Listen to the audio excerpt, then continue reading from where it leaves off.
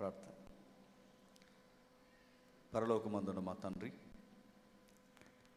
ఈ ప్రత్యేకమైన జ్ఞాపకార్థ సభలో కుటుంబానికి వచ్చిన విశ్వాసులకు, ముఖ్యంగా సంఘానికి లేఖనాల వెలుగులో మానవ జీవితం, దాని యొక్క పునరుద్ధానము, దాని నిత్యత్వము ఏ విధమైన తండ్రి ఉనికి కలిగి ఉందో కొన్ని నిగూఢమైన సత్యాలు నేర్చుకోవడానికి తండ్రి ఈ రాత్రి మాతో మాట్లాడండి తండ్రి. వచ్చిన వారందరినీ తండ్రి మీరు దర్శించండి. కేవలం సభకు వచ్చాము వెళ్ళిపోయామని కాదు దేవా, రేపన్ననాడు మా జీవితంలో కూడా ఈరోజు ఒకటి వస్తుంది తండ్రి. ఆ దినమున మా జీవితం ఎంత అర్థవంతంగా మేము ముగించామన్నదే ప్రాముఖ్యం.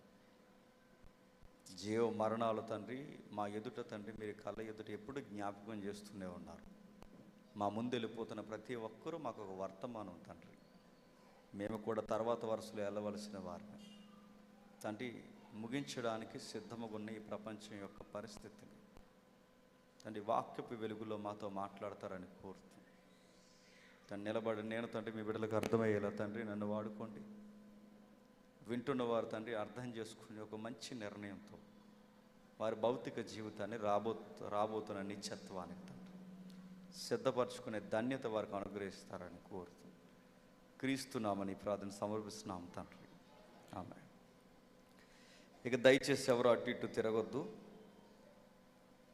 చాలా సున్నితమైన సంగతులు ఈరోజు మనం వింటాం. నా మాటలు చివరి వరకు వినబడుతున్నాయా?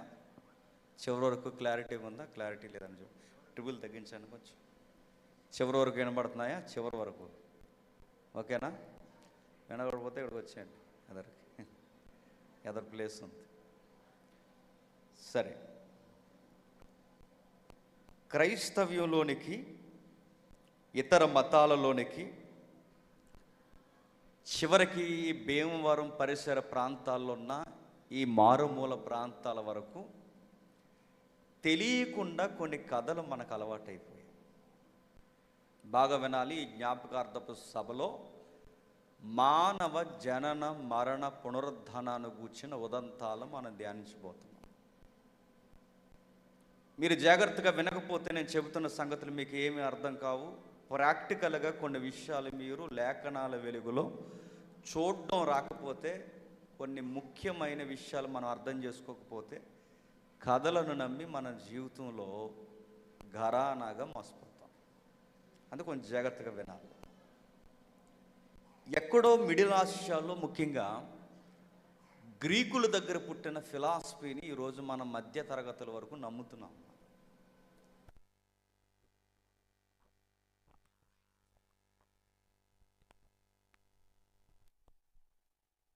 ఎవరైనా చనిపోతే సహజంగా మనం నోటి వెంబడొచ్చే మాట ఏంటండి? పిల్లలు అడుగుతారు. పిల్లలు అడిగినప్పుడు వాళ్ళకి చెప్పే మాట ఏం చెప్తాం చెప్పండి? తాతయ్య ఏడి అని అడిగితే ఏం చెప్తాం? అది ఏమంటాం? నేను అడుగుతున్నాను, దేవుడి దగ్గరికి వెళ్ళిపోయాడన్న మాట రైటా? ఈ మనుష్యుడే కాదు, ఏ మనుష్యుడైనా దేవుడి దగ్గరికి మనం వెళ్ళిపోయాం అన్నది రైటా? మరొకటి, ఇందాక 90వ కీర్తన చదివాం. తరతరముల నుండి నివాస స్థలం నీవే అన్నాడుగా.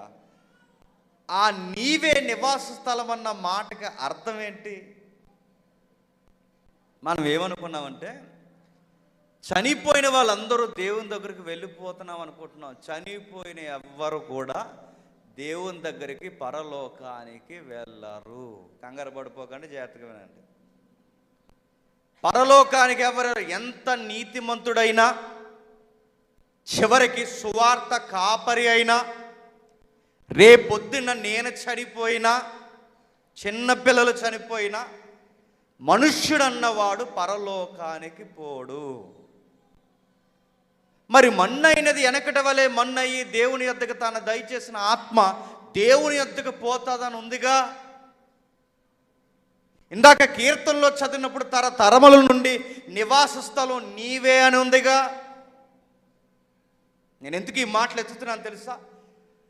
రాయబడిన బైబిల్ అర్థాలు వేరు, అర్థం చేసుకున్న మన అర్థాలు వేరు. కొన్ని కథలు మనకు అలవాటు అయ్యాయి. కథలు ఎలా వచ్చినాయి ఈ కథలు కొంచెం మీకు వీలైతే కొన్ని ఇమేజెస్ చూపిస్తాను, మీరు వీలైతే చూడండి. అవుతుందా? వేయడానికి అవుతుందా? ఒకసారి కొన్ని ఇమేజెస్ చూపిస్తాను, మీకు చూడండి. నిజానికి స్క్రీన్ లేదనుకున్నాను, అందుకు ఇప్పుడు కొంచెం అడావుడిగా చూసాక ఇవన్నీ సెట్ చేయాల్సి వచ్చింది. ఒకసారి ఒక స్క్రీన్ మీద ఒక పెద్ద ఆయన కూర్చున్న విధానం మీకు కనబడుతుంది, చూడండి. నేను చెబుతున్న జాగ్రత్తగా వినండి. ఇది కథలా, నిజమా, అలా ఉన్నవా లేదా, చరిత్రలో కొంచెం జాగ్రత్తగా చూడండి, మీకు కనబడుతుందా లేదు. ఎవరైనా భీమవరంలో ఉంటాడు అనుకోండి, ఆయన ఎవరంటే సోక్రటీస్ అంటారు. సోక్రటీస్ అంటే ఎవరు? చదువుకున్న పిల్లలకు తెలియాలి, తల్లులకి, మధ్య వయస్కులకి, పెద్దవారికి తెలియకపోయినా చదువుకున్న మనలాంటి పిల్లలకి తెలియాలి. సోక్రటీస్. ఇంకా మీకు బాగా అర్థం కావాలి అంటే ఆయన పేరు చెప్పడానికన్నా ముందు ఆయన చెప్పిన సామెత అందరికి గుర్తుంది. మన మనస్సులో ఏముందో మన ముఖంలో కనబడతాది అని చెప్పినోడు ప్రపంచంలో ఫేమస్ అయిపోయిన వ్యక్తి ఆయన. సొలొమోన్ గారు చెప్తారుగా, మనసులో ఉన్నది ముఖంలో కనబడుతుందని. ఆ ఫిలాసఫీయే ఆయన చెప్పాడు. అంటే ఈ సోక్రటీస్ అనే ఆయన ఒక మంచి బోధకుడు. అంటే అతిపెద్ద విషయాన్ని సింగిల్ లైన్లో చెప్తాడు అన్నమాట. అందుకే ప్రసంగానికి దిట్ట, మంచి బోధకుడు. ఇంకా ఎక్కువ మాట్లాడుకోవాలి అంటే గ్రీకులలో పండిపోయిన గురువు. గ్రీకులు ఎవరు? మీకు ఇంకా మంచి బెంచ్ మార్క్ అర్థం కావాలంటే ప్రపంచాన్ని జయించిన వీరుడు ఉన్నాడు, తెలుసుగా. ప్రపంచాన్ని జయించిన వీరుడు ఏం పేరు చెప్పండి? అలెగ్జాండర్. దాని ముందు ఒక సౌండ్ ఉంది, చెప్పండి. ద గ్రేట్ అలెగ్జాండర్ అన్నారు. The great. గ్రేట్ అని ఎందుకంటారంటే 33.5 సంవత్సరాలకి ప్రపంచాన్ని గడగడలాడించేసాడు కుర్రోడు. వాళ్ళ ఊరు ఏల ఊరు ఒకటే. యుద్ధం చెయ్యాలి అంటే వాళ్ళ తర్వాతే, జ్ఞానము చెప్పాలి అంటే వాళ్ళ తర్వాతే, థియాలజీ అనే పదం పుట్టించింది వాళ్ళే, తత్వజ్ఞానం అంటున్నాం మనం, తత్వజ్ఞానం అనేది పుట్టించింది వాళ్ళే, సైన్స్ అనే పదానికి నాంది పలికింది వాళ్ళే, అణువులు అనే పదం ఈ రోజుకి మనకు అర్థం కాదు, ఆ రోజుల్లోనే అణువుల కొరకు మాట్లాడిన మేధావుల దేశం వాళ్ళదే. అలాంటి దిక్కున చాలా పెద్ద మేధావుల యొక్క బృందం ఉంది. గ్రీకులు అనగానే జ్ఞానులు. బైబిల్ ఉందిగా, గ్రీకు దేశస్థులు.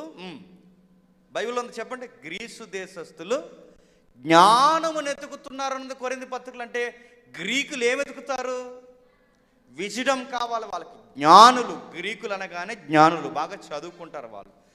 వాళ్ళకి ఒక పెద్ద సభ ఉంటుంది అన్నమాట. మీకు ఎలాగైతే ఇంత పెద్ద ప్రాంగణం ఉందో, ఎలాగైతే ఇంత పెద్ద హాల్ ఉందో, గ్రీకులకి ఒక రాజధాని ఉంటుంది. దాని పేరు ఎథెన్స్. ఏంటది? ఎథెన్స్.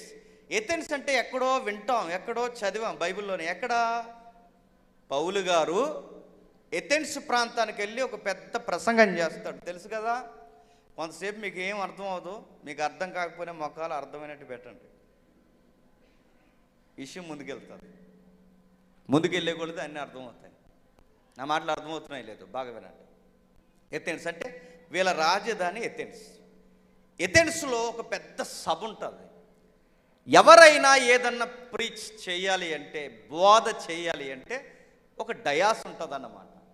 ఆ డయాస్ లేదా ఆ హాలు లేదా ఆ కమ్యూనిటీ హాల్, కాన్ఫరెన్స్ హాల్కి ఒక పేరు ఉంది బైబిల్లో. దాని పేరు అరియోపగు సభ అంటారు. ఏంటది? అరియోపగు. అరియోపగు సభ అంటే గ్రీకు భాషలో అరియోపగ్ అనే సభ అంటే మతాలు గుచ్చి, సిద్ధాంతాలు గుచ్చి, బోధలు గుచ్చి, మనిషి యొక్క తత్వజ్ఞానాన్ని గుచ్చి, ఈరోజు కొత్తగా మాట్లాడుతున్నారు మానవతావాదం గుచ్చి బాగా మాట్లాడుకునే వేదిక లేదన్న ఉంది అంటే గ్రీకులో ఎథెన్స్ వేదికల మీద మాట్లాడేది. అక్కడ మాట్లాడుతున్నప్పుడు ఇలా గ్రీకు ప్రజలందరూ ఇలా మీరు ఎలాగైతే కూర్చున్నారో అలా కూర్చుంటారు. పైన వీళ్ళు ఎలా అయితే కూర్చున్నారో ఇలా జడ్జిల మాదిరి కూర్చుంటారు. ఇలా కూర్చున్నప్పుడు మాట్లాడుతున్న ప్రసంగికుడికి అవకాశం ఇస్తారు. ఆ డయాస్ మీద నిలబడి మీ అందరికంటే, మీరు గ్రీకులు అనుకోండి, మీ అందరికి వినబడేలా నేను చెప్తాను అన్నమాట. అయితే ఆల్రెడీ మీరు కొన్ని ఫిక్స్ అయిపోయి ఉంటారు, మౌలికంగా కొన్ని ఫిక్స్ అయిపోయి. అంటే ఈ ప్రసంగం మనకు అనుకూలంగానే చెప్పాలని మీరు ప్రిపేర్ అయి ఉంటారు. అంటే మీకు ఎన్నిసార్లు ఏది చెప్పినా మీకు అనుకూలమైన ప్రసంగమే నేను చెప్పాలి తప్ప, మీకు విరుద్ధమైన ప్రసంగం చెబితే ఆ సభలో ఉన్న ఏం చేస్తారంటే గ్రేప్ జ్యూస్ ఒకటి ఇస్తారు. గ్రేప్ జ్యూస్, మీరు ఆ బొమ్మను మీరు గమనిస్తున్నారు లేదో, ఏం చేస్తారు? గ్రేప్ జ్యూస్ ఇస్తారు. అంటే ఒక ఒక ఒక బౌల్లో, ఒక గిన్నెలో గ్రేప్ జ్యూస్ వేస్తారు. ఆ గ్రేప్ జ్యూస్ మాట్లాడుతుండగా ఒకడు అడ్డంగా వచ్చి ఆ గ్రేప్ జ్యూస్ ఇచ్చేస్తాడనమాట. గ్రేప్ జ్యూస్ ఇస్తే ఏమైంది? గ్రేప్ జ్యూస్ అంటే ద్రాక్ష రసం తెలుసుగా. ద్రాక్ష రసం ఇస్తే ఏమైంది? ద్రాక్ష రసం అయితే పర్లేదు, ద్రాక్ష రసంలో తేళ్ళు పాముల యొక్క విషం కల్పిస్తారు. ఎందుకు ఇస్తారంటే ఆ నిలబడి మాట్లాడుతున్న ప్రసంగం వలన మనకేమన్నా మనోభావాల దెబ్బతింటే ఈడు మళ్ళీ ఎలాంటి ప్రసంగం చేయకూడదు, ఇదే లాస్ట్ ప్రసంగం అని చెప్పి ఆ ప్రసంగికుడు చనిపోవడానికి గ్రేప్ జ్యూస్లో ఏం కలుపుతారంటే చెప్పండి, పాములు తేళ్ళు యొక్క విషం కలుపుతారు. ఆ విషం కలిపిచ్చేస్తారు. అంటే ఇప్పుడు ఆ బొమ్మ మీరు చూస్తున్నప్పుడు మీకు అర్థం అవ్వాలి, ఈ సోక్రటిస్ అనే ఆయన గ్రీకు పౌరుడే, ఎథెన్స్ బాగా ఎరిగిన వాడే, ఆ రోజుల్లో పేరు ప్రఖ్యాతులు గాంచిన వాడే. ఈయన ఈ అరియోపగని సభలో ఒకరోజు పెద్ద ప్రసంగం చేస్తాడు. అంటే పౌలు గారికి కొన్ని సంవత్సరాల ముందు, బాగా వినాలి చరిత్ర, నా మాటలు అర్థమవుతున్నాయి లేదో, పౌలు గారి యొక్క ప్రసంగానికి ముందు కొన్ని సంవత్సరాల ముందు ఈయన ప్రసంగం చేస్తాడు. ఆ ప్రసంగం ఈయన ఈ గ్రీకులకి నచ్చదు. వీళ్ళు ఏం చేస్తారంటే, నీ ప్రసంగం మా మనోభావాలను కించపరుస్తుంది కనుక, మన ఆరాధన, మన యొక్క విగ్రహారాధన నువ్వు కించపరిచేలా మాట్లాడావు గనక, దైవత్వాన్ని గురించి మేము అనుకున్న నిర్వచనాల ప్రకారం నువ్వు మాట్లాడలేదు గనక ఇంకా నువ్వు మాట్లాడడానికి వీలు లేదని గ్రేప్ జ్యూస్ పంపించారన్నమాట. గ్రేప్ జ్యూస్ అంటే ఏంటి? విషం. ఆ విషం ఇచ్చేటప్పుడు ఆయన బాధపడ్డాడు. నా ప్రజలు నా మాటే వినలేనప్పుడు, నా సొంత దేశంలో, నా సొంత రాజధానంలో నా ప్రజలే నా బోధన అర్థం చేసుకోలేనప్పుడు ఇలాంటి ప్రజల మధ్య బతికిన ఒకటే, చచ్చిన ఒకటే అని చెప్పి ఇలా ఇవ్వండి అని ఆ గ్రేప్ జ్యూస్ తీసుకుని తాగేస్తాడు. ఇలా తాగేసి కొన్ని గంటల మంచం పడతాడు. ఆయన తాగేస్తున్నప్పుడు ఆయన గురువుగా ఆయన చుట్టూ చాలామంది శిష్యులు ఉంటారు. ఈ శిష్యులలో ఒక శిష్యుడు ఉన్నాడు, ఆయన పేరు ప్లేటో. ఎవరు? 6వ తరగతి పుస్తకాల నుంచి ఉంటుంది. ఎవరని అడిగారంటే మీరు కరోనా బ్యాచ్ అని ఫిక్స్ అన్నమాట. ఇంకా ప్లేటో, టాల్మీ, ఈ పదాలు తెలుసు కదా, కోపర్నికస్. ఈ సైన్స్ ఒక జోన్లో నడుస్తున్నప్పుడు ప్లేటో సిద్ధాంతం అని చదువుకుంటాం మనం. అంటే వీళ్ళ గురువు గారు, అంటే ఆయన సోక్రటిస్ గురువు అయితే ఆ గురువుల్లో చాలామంది శిష్యులు ఉంటే ఆ శిష్యులలో ఒక మంచి నాలెడ్జ్ ఉన్న శిష్యుడు ఎవడంటే ప్లేటో. ఈ ప్లేటో దగ్గరగా ఉన్నట్టు చూస్తే రెడ్ డ్రెస్, ఊహించుకోండి, అది ఊహా చిత్రమే. ఆ రెడ్ డ్రెస్ వేసుకున్న వ్యక్తే ప్లేటో. ఈ ప్లేటో గురువు గారు చనిపోతుంటే చాలా బాధపడతాడు. నేను ఎందుకు చెప్తున్నాను వినాలి. గురువు గారు చనిపోతుంటే బాధపడితే అప్పుడు కొత్త ఫిలాసఫీ చెప్తాడు గురువు గారు. ఏమని చెప్తాడంటే, మీరు మా గురువు యొక్క దేహాన్ని మీరు చంపగలుగుతున్నారు కానీ ఆత్మను చంపలేరు. దేహం ఎక్కడే ఉండిపోద్ది, మా గురువు ఆత్మ, మా సద్గురువు ఆత్మ తాను దయచేసిన దేవుని వద్దకి వెళ్ళిపోద్దని మొట్టమొదటిసారి ఈ ప్రసంగం చేసింది ప్రపంచంలో ఎవరు అంటే చెప్పండి, ప్లేటో. ఈ ప్రసంగం అక్కడితోనే ఆగిందా? భీమవరం దిరుసుమర వరకు వచ్చింది. నా మాటలు అర్థమవుతున్నాయి లేదో? పిల్లలు చనిపోతే మనం ఏం చెబుతున్నాం? దేహం ఎక్కడ ఉండిపోయింది, ఆత్మ చెప్పండి దేవుని ఎద్దుకు పోయింది అని చెప్తున్నాం. బైబిల్ మిమ్మల్ని అందరిని అడుగుతున్నా, ఎన్ని సంవత్సరాలు మీరు చర్చకు వస్తున్నారు నాకు తెలియదు, ఎన్ని ప్రసంగాలు విన్నారు నాకు తెలియదు, ఎన్ని జ్ఞాపకార్థ కూడికలకు వెళ్ళారు నాకు తెలియదు, సండే స్కూల్ ఎన్ని సంవత్సరాలు మీరు స్టార్ట్ చేశారు నాకు తెలియదు, కానీ మిమ్మల్ని అడుగుతున్నాను, బైబిల్లో ఎక్కడైనా చనిపోయిన వ్యక్తి వెంటనే దేవుని రొమ్ము దగ్గరికి వెళ్ళిపోతాడని ఉందా? మరి ఈ మాటలు మన పిల్లల వరకు ఎలా వచ్చాయి? గ్రీకుల ప్రసంగాలు అన్ని మతాల్లోనికి వెళ్ళిపోయాయి. బైబిల్ చెబుతున్న పునరుద్ధానపు జీవితం వేరు, బయట మనం మాట్లాడుకుని మనం నమ్ముతున్న పునరుద్ధాన జీవితం వేరు. ఇది తెలియకుండా చాలామంది ప్రసంగికులు కూడా వాళ్ళ ప్రసంగాల్లో చెబుతున్నారంటే ఇది బైబిల్ బోధ కాదు, వాళ్ళ గ్రీకుల బోధ చెబుతున్నారు. మరలా అర్థమైనట్టుంది, అర్థం అవ్వలేదని నాకు అర్థమైంది. జాతక వినండి. అంటే ఇప్పుడు ఇది గ్రీకుల ఫిలాసఫీ అంటే ఫిలాసఫీ. ఇంకా ఎలా వచ్చింది? దీన్ని టెలిఫీ అని ఒక దేవత గుడిలో బాగా వినాలి. టెలిఫీ అంటే గ్రీకు దేవత ఉంది, ఆవిడ పేరు టెలిఫీ. ఆ టెలిఫీ అనే ఆ గ్రీకు దేవత గుడిలో ఫ్లూటెక్ అని ఒక యాజకుడు ఉండేవాడు. ఆ ఫ్లూటెక్ అనే యాజకుడు ఈ ప్రసంగాన్ని రికార్డ్ చేశాడు. అంటే ఈ ప్రసంగం చేసింది ఎవరు అంటే, దీన్ని రాసింది ఈ ఫ్లూటెక్ అనే దాన్ని, ఫ్లూట్ అనే ఆయన ఈ ప్రసంగాన్ని హైలైట్ చేశారన్నమాట. అంటే ఆత్మే ప్రాముఖ్యమైనది, శరీరము నిష్ప్రయోజనమని ఈ మాటలన్నీ తీసుకొచ్చింది ఎవరు? వీళ్ళే. మీకు బైబిల్లో సింక్ అయినట్టే ఉంటుంది, కానీ బైబిల్ కాదు, అది గుర్తుపెట్టుకోండి. నేను మాట్లాడుతున్నది క్రైస్తవ బోధ కాదు, ఇదంతా గ్రీకుల బోధ. కానీ మన క్రైస్తవ బోధ అన్నట్టే ఉంది, క్రైస్తవుల బోధలాగా అనిపిస్తుంది ఇప్పటివరకు మనం మాట్లాడుకున్నది. అంటే ఇది క్రైస్తవ బోధల కాదు, ఇది గ్రీకులు నేర్పించేశారు. అంటే ఈ ఫ్లూటక్ అనే యాజకుడు, ఫ్లూటో, వీళ్ళిద్దరూ కలిసి ఇది చర్చల్లో కూడా చెప్పుకుపోయేలా చాలా బలమైన ప్రసంగాలు చేస్తారు. అందుకే వీళ్ళు మాట్లాడిన మాటలకు బైబిల్లో ఆధారాలు ఉండవు. రెండవది, ఇలా బైబిల్లో ఆధారాలు లేనివి చాలా ఉన్నాయి. ఇంకా నేను చెప్తాను వినండి. మనం నమ్ముకునేది మరొక నమ్మకాలు బైబిల్లో లేనివి కొన్ని నమ్మకాలు బయట ఉన్నాయి, చాలామంది నమ్ముతారు. మన సైడ్ తక్కువ, ఇంకా పై ప్రాంతాల్లో ఎక్కువ ఉన్నాయి. మనం ఎవరైనా చనిపోయినప్పుడు చిన్న చిన్న పాపాలు చేసి చచ్చిపోతాం కదండి. చిన్న చిన్న పాపాలు అంటాంలేండి, అందరం పెద్ద పాపాలు చేసి, చిన్న చిన్న పాపాలు చేసి చనిపోయిన తర్వాత మనం డైరెక్ట్ మరి దేవుడు పరలోకాన్ని తీసుకుపోడు కనుక మనల్ని ఏం చేస్తాడంటే, మనకి ట్రైనింగ్ ఇవ్వడానికంట, మనం సరి చేయడానికి, మనకి టీచింగ్ ఇచ్చి మనల్ని సరి చేయడానికి దేవుడట ఒక రెస్ట్ ప్లేస్లో పెట్టి అబ్రహాం లాంటి గురువుల్ని పిలిచి కొంచెం వీళ్ళని సరి చేయండి అని దేవుడు చెప్తాడట. వీళ్ళని సరి చేసిన తర్వాత బాగుపడ్డారా అనుకున్నప్పుడు అప్పుడు వీళ్ళని అక్కడి నుంచి ఎక్కడ తీసుకెళ్తారట? దేవుడున్న లోకాన్ని ఇలాంటి బోధలు ఎన్నో ఉన్నాయండి.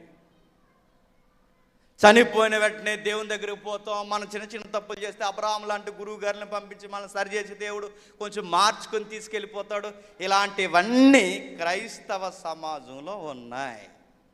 ఇప్పుడు మీరు అనుకోవచ్చు, అంటే మనం చనిపోతే అక్కడికి వెళ్ళమా అంటే, బైబిల్ కాస్త అలాగ అడుగుదాం, అర్థమవుద్ది. ఏం అర్థమవుతుందో ఒకసారి మీరు నేను కాదు కానీ, శిష్యులలో పెద్దోడు ఒక ఆయన ఉన్నాడు, కొంచెం కోపం ఎక్కువ ఆయనకి. ఎవరైనా? పేతురు గారు. ఆయనతో మన ప్రభువుని అడిగిద్దాం. ఒకసారి వెళ్తారండి. మత్తయి సువార్త 19వ అధ్యాయం, చాలా జాగ్రత్తగా వినండి. మత్తయి సువార్త 19వ అధ్యాయం, మత్తయి సువార్త 19వ అధ్యాయం 27వ వచనం చూడండి. పేతురు, ఇదిగో మేము సమస్తమును విడిచిపెట్టి నిన్ను వెంబడించిదిమి గనుక మాకు ఏమి దొరుకునని. ఈరోజు క్రైస్తవులు ఏమడుగుతున్నారు, ఆ రోజు పేతురు గారు కూడా అదే అడిగారు. ఈరోజు యేసు ప్రభుని మీరు ఎందుకు నమ్మారు అంటే, ఏదో కూడా దొరుకుతుందనే నమ్మారు. ఆ రోజు పేతురు గారు కూడా ఏమడుగుతున్నారు? అన్నీ వదిలేసి ఇల్లు, వాకలే, సంపద, ఉద్యోగాలు, పనులు, బాట్లు, మనుషుల్ని అన్నీ వదిలేసి నీ వెనక వచ్చేసాం, మాకు ఏం దొరుకుతాయి, మాకు రివార్డ్స్ అవార్డ్స్ ఏమన్నా ఉన్నాయా అని అడిగారు. మనలాగే అడిగాడు. ప్రభువా 3 వారాల నుంచి వస్తున్నావు, మాకేమి ఇస్తావు, ఇల్లు ఇస్తావా అని అడిగారు. ప్రభువా 7 వారాల నుంచి వస్తున్నావు, మాకు ఉద్యోగం ఇస్తావా అని అడిగారు. ప్రభువా 15 సంవత్సరాల నుంచి వస్తున్నాం, ఇప్పటికైనా మాకు పిల్లల్ని ఇస్తావా? సేమ్ మనలాగా అడిగాడు. ఎవరు చెప్పండి? పేతురు గారు. కాకపోతే ఆయన కొంచెం అడిగింది లౌకికంగా అడిగిన, ప్రభు యొక్క సమాధానం మాత్రం కొంచెం ఆత్మీయ అర్థాలతో చెప్పాడు. ఏమని చెప్పాడు? మళ్ళీ చదువుదాం. ఇదిగో మేము సమస్తమును విడిచిపెట్టి నిన్ను వెంబడించినది కనుక మాకు ఏం దొరుకును? ఈ లోకంలో మళ్ళీ చెప్తున్నాను, మాకు ఏం దొరుకును? నేను డైరెక్ట్గా చెప్తాను, మీకు నచ్చినా నచ్చకపోయినా మాకు ఏం దొరుకుతుంది యేసు ప్రభుని నమ్ముకుంటే? బంగారం కడ్డీ దొరకదు, వజ్రం దొరకదు. యేసు ప్రభుని నమ్ముకుంటే ఏం దొరుకుతాయి? ఏమీ దొరకో. ఈ ప్రార్థన అయిపోయి ఇంటికి వెళ్ళే లోపు దారిలో ఏమీ దొరకో. ఈ లోకంలో నువ్వు అనుకున్నవేమీ దొరకకపోవచ్చు, దొరకకపోవచ్చు.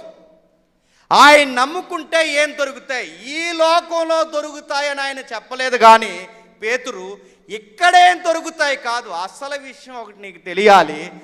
రాబోతున్న అదృశ్య లోకంలో నీకొకటి కన్ఫామ్ చేసి రెడీగా ఉంచాను. పేతురు అడిగింది ఏంటి? అన్నీ వదిలేసి వచ్చాం, మాకేం దొరుకుతుందని ఈ లోకపు దృష్టికోణంలో అడిగాడు. ప్రభు ఏ దృష్టికోణంలో చెప్తున్నాడు? రాబోతున్న ఒక కాలము, రాబోతున్న ఒక ప్రపంచం ఉంది. ఆ ప్రపంచంలో ఏం జరుగుతుందో చెప్తున్నాడు చూడండి. అందుకు యేసు వారితో ఇట్లా, నేను ప్రపంచ పునరుజ్జన్మందు మనుష్య కుమారుడు తన మహిమ గల సింహాసనం మీద ఆసీనుడైనప్పుడు నన్ను వెంబడించిన మీరును 12 సింహాసనాల మీద ఇశ్రాయేలు 12 గోత్రపుల వారికి తీర్పు తీర్చెదరు. ఏం చెప్తున్నాడండి? పేతురు ఏమడిగాడు? నిన్ను నమ్ముకొని 3.5 సంవత్సరాలు తిరుగుతున్నావు, రేపో మాపో వెళ్ళిపోతానంటున్నావు, ఏంటి గొడవ ఏంటి? మాకేం అర్థం అవట్లేదు, మాకేమన్నా దొరుకుతుందా అని అడిగితే పేతురికి ప్రభు చెప్పాడు, 12 సింహాసనాలు రెడీ చేశాను అన్నాడు. ఎప్పుడు ప్రభువా? ఎక్కడ ప్రభువా అంటే ఎక్కడ?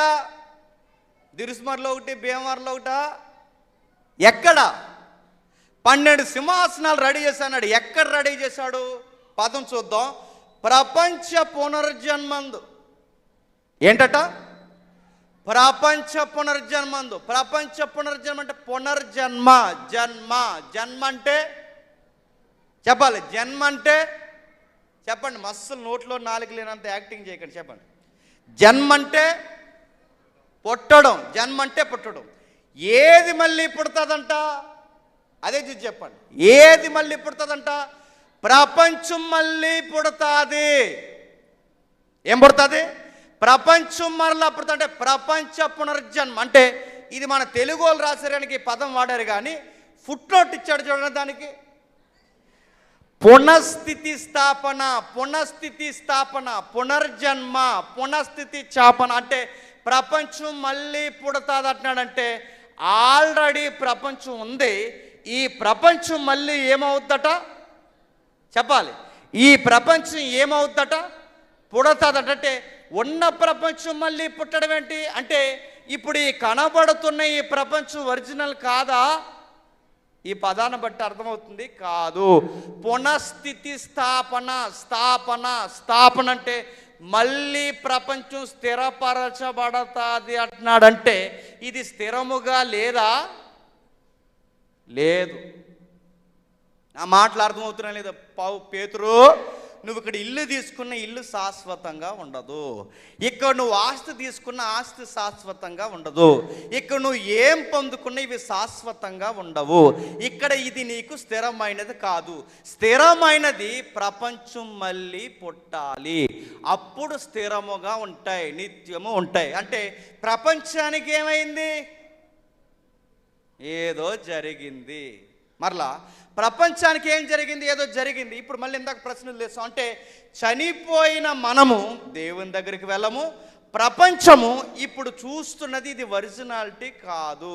మీరు అనుకోవచ్చు, మరి ఇందాక కీర్తన గ్రంథం మనం చదివినప్పుడు తరతరముల నుండి నివాస స్థలం నీవే అని చదువుకున్నాగా. అంటే తరతరముల నుండి నివాస స్థలం నీవే అంటే అందరం ఏమనుకున్నామంటే ముందు అమ్మ గర్భంలో పుట్టడానికి ముందు మనం ఎవరి గర్భంలో ఉంటామనుకుంటున్నాం? చెప్పాలి, చెప్పండి. సిగ్గుపడకని చెప్పండి. ఎవరి గర్భంలో ఉంటాం అనుకుంటున్నాం? దేవుడి గర్భంలో ఉంటాం అనుకుంటున్నాం. అందుకే కొంతమంది ఏం చేస్తారంటే మరీ దేవుడి గర్భంలో ఉన్నామంటే బాగోదని దేవుడికి భార్యను తెచ్చారు. ఆవిడ పేరు దేవుడమ్మ. నా మాటలు అర్థమవుతున్నాయి? అంటే దేవుడి తండ్రి అయితే ఇంకొక తల్లి ఉంటే వీళ్ళకి పెద్ద కొడుకు యేసు ప్రభు వారంట. బాగా వినాలి. వీళ్ళకి పెద్ద కొడుకు యేసు ప్రభు వారైతే రెండో ఆయన ఎవరట? పరిశుద్ధాత్ముడట. మూడో వ్యక్తులు ఎవరట? మనమంట. ఇప్పుడు యేసు ప్రభు మనకేమయ్యాడట? పెద్ద అన్నయ్య అంట. పరిశుద్ధాత్ముడు ఎవరంట? చిన్నన్నయ్య అంట సీరెత్తడు ఇలాంటి బోధలు విన్నారంటే.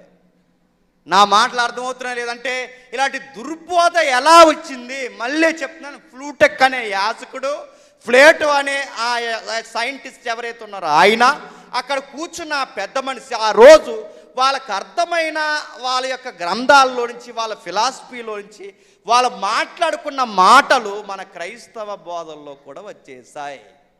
మరి కీర్తన గ్రంథంలో తరతరముల నుండి నివాస స్థలం నీవే అంటే ఏంటి?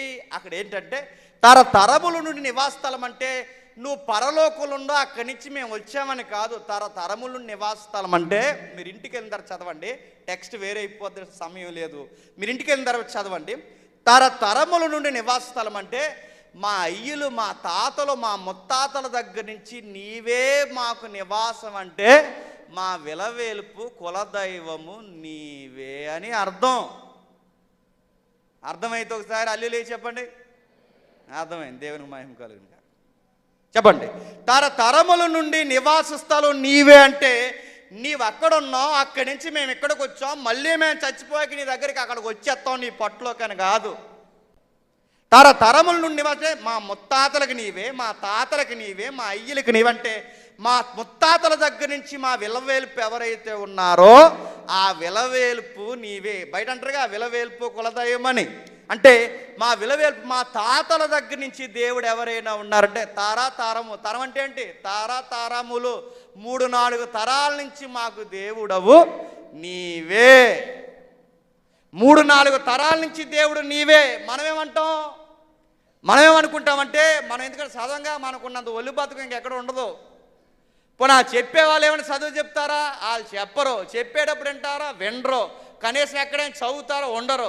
పోనీ థియాలజీ తెలియదు, పుస్తకాలు ఫాలో అవరు, ఒక ఆథర్ని కమిట్మెంట్ ఉండదు. మరేముంది? ఎక్కడ లేని వల్లమాల పొగరు ఉంటుంది మనకి, మా తెలుసులేరా అన్నట్టు. మన తలకాయ మనకేం తెలియదు అని అడుగుతున్నాను. మనకు బైబిల్లో చాలా విషయాలు తెలియదు, మిక్స్ అయిపోయాం, కొన్ని బోధలతో కల్ట్ అయిపోయాం. ఇంకా చెప్పాలంటే ఈ సనాతన ధర్మాలను చెప్పుకుంటున్న మైత్ ఫిలాసఫీ, మైత్ అంటే పుక్కిట పురాణాలతో కొన్ని మనం క్రైస్తవ బోధల్లో కలిపేశాం. విందాం. అంటే కీర్తన గ్రంథం అర్థం అది కాదు అని మనకు అర్థమవుతుంది. మరి మనం దేవునికి పుట్టినట్టు బైబిల్లో ఉందగా అంటే, అందుకే స్క్రీన్ మీద కొన్ని చూపించడానికి నేను రెడీ అవుతున్నాను. చూద్దాం ఒకసారి. ఆదికాండం తీయండి ఒకసారి, మీరు అది పెట్టండి అన్న. ఆదికాండము 1వ అధ్యాయం, చాలా జాగ్రత్తగా వినండి. ఆదికాండము, మీరు మర్చిపోకండి, మీరు వచ్చింది జ్ఞాపకార్థపు సభకే. జాగ్రత్తగా వినండి, చివరికి వెళ్ళేసరికి మన లైఫ్ ఏంటో మనకు అర్థమవుతుంది. ఆదికాండము 1వ అధ్యాయం, ఇంకోటి ఉంటుంది చూడానా. ఆదికాండము 1వ అధ్యాయం 20వ వచనం చూడండి, చూపించండి. ఆదికాండం 1వ అధ్యాయం 20వ వచనం. దేవుడు జీవము కలిగి చలించి వాటిని, ఎవరెవరు చదవండి. దేవుడు జీవము కలిగి చలించి వాటి జలసరములను సమృద్ధిగా పుట్టించిన, బాగా వినాలి, జీవము కలిగి చలించు వాటిని సమృద్ధిగా పుట్టించిన. అంటే ఇవేంటండి? జంతువులు, జలసరములు. బాగా వినాలి, జంతువులను జలసరములను దేవుడు ఏం చేశాడట? పుట్టించాడన్న పదాన్ని ఏమంటారు? క్రియేట్. అంటే సృష్టించాడు, క్రియేట్ చేశాడు. అంటే జంతువుల్ని ఏం చేశాడండి? క్రియేట్ చేశాడు. జంతువులు ఏం చేశాడు? సృష్టించాడు. ఆ పదం బాగా గుర్తుపెట్టుకోండి. 21వ వచనం కూడా చదవండి. దేవుడు జనములలో వాటి వాటి జాతి ప్రకారం జలములు సమృద్ధిగా పుట్టించిన మహామత్యములను జీవము కలిగి చలించు వాటిని దాని జాతి ప్రకారము రెక్కల గల ప్రతి పక్షిని దేవుడు సృష్టించెను, తయారు చేసిన. బాగా వినాలి, జంతువుల్ని ఏం చేశాడండి? సృష్టించాడు. జలసరాలను ఏం చేశాడండి? సృష్టించాడు. ఇప్పుడు బాగా వినాలి, ఇక్కడ ఒక పదం వాడాడు, నాకు రివర్స్ కనబడుతుంది, మీరు వీలైతే చదువుకుంటే అక్కడ ఉంటుంది. 3 భాషలు కనబడితే చూడండి, ఇంగ్లీషు, హెబ్రూ, మనకి గ్రీకు నెంబర్స్ మనకు కనబడితే చూడండి. అంటే 3 లాంగ్వేజెస్ కనబడుతున్నాయి. ఈ 3 భాషల్లో నేను చదివిన పదం అక్కడ ఉందో, మీరు ఉందో లేదు చూడండి. మొట్టమొదటిది ఇబ్రూలో దీన్ని ఏమంటారంటే జీవము కలిగించు, అంటే జీవము కలిగి జీవించు ఈ ప్రాణులను ఏమంటారంటే నెఫాస్ అంటారు. అక్కడ ఉందో లేదు చూడండి, నెఫేస్ అని కూడా అంటారు. ఏంటట? నెఫేస్ ఉంది అక్కడ. ఇంకా మీకు అర్థం కావాలంటే ఇంగ్లీష్లో లివింగ్ క్రీచర్స్ అని ఉంది చూడండి పైన. లివింగ్ చదువుకునే పిల్ల మీరు వినండి, అలా అర్థం కాకపోతే మీరు చెప్పండి. లివింగ్ క్రీచర్స్ అన్న దానికి తెలుగులో ఏమని రాస్తారంటే జీవించు ప్రాణులు. దాన్ని ఇబ్రూలో ఏమంటారంటే నెఫేస్ అంటారు. నెఫేస్ అంటారు. అదే పదం మళ్ళీ 21వ వచనంలో కూడా వాడారు. నెఫేస్ ఏమంటారు? నెఫేస్. మళ్ళీ లివింగ్ క్రీచర్స్ అంటారు. ఇప్పుడు బాగా వినండి, నెఫేస్ అంటారు. గ్రీకులో దీన్ని ఏమంటారంటే సుఖీ అంటారు. సఖీ కాదు, సుఖీ అంటారు. ఏమంటారు? సుఖీ. అంటే ఈ నెఫేస్ అంటే దేన్ని సూచించే పదం? నెఫేస్ అంటే ఆడెవడో అనుకోకండి. నెఫేస్ అంటే ఆత్మ కలుగు జీవించే ప్రాణులను ఎబ్రూలో ఏమంటారంటే నెఫేస్ అంటారు. తెలుగులో ఏమంటారు? ఆత్మ కలిగి జీవించే ప్రాణులని తెలుగులో అంటారు. అంటే జంతువులకు కూడా ఏమున్నట్టు చెప్పాలి? జంతువులకు ఏమున్నట్టు?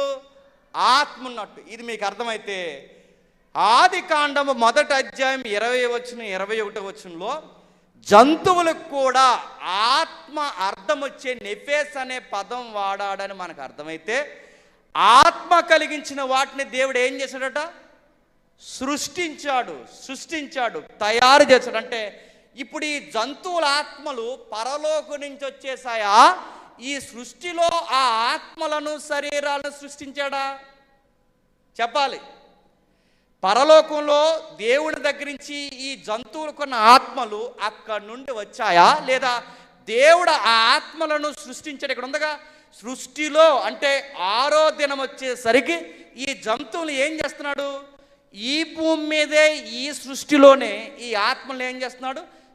అంటే దేవుడు శరీరాలనే కాదు తయారు చేస్తా, శరీరాలనే కాదు సృష్టిస్తా, మరి ఆత్మలను కూడా సృష్టించాడు. ఇది మీకు క్లారిటీ ఉంటే ఇప్పుడు మన ఆత్మలకు వద్దాం. ఇప్పుడు మన ఆత్మలు సృష్టింపబడ్డాయా? మన ఆత్మలు డైరెక్ట్ పరలోకం నుంచి వచ్చాయా? చెప్పాలి. ఇప్పుడు మీకు ప్లేటో ఉన్నాడో పౌలు ఉన్నాడో మీకు అర్థమైపోద్ది. చెప్పాలి.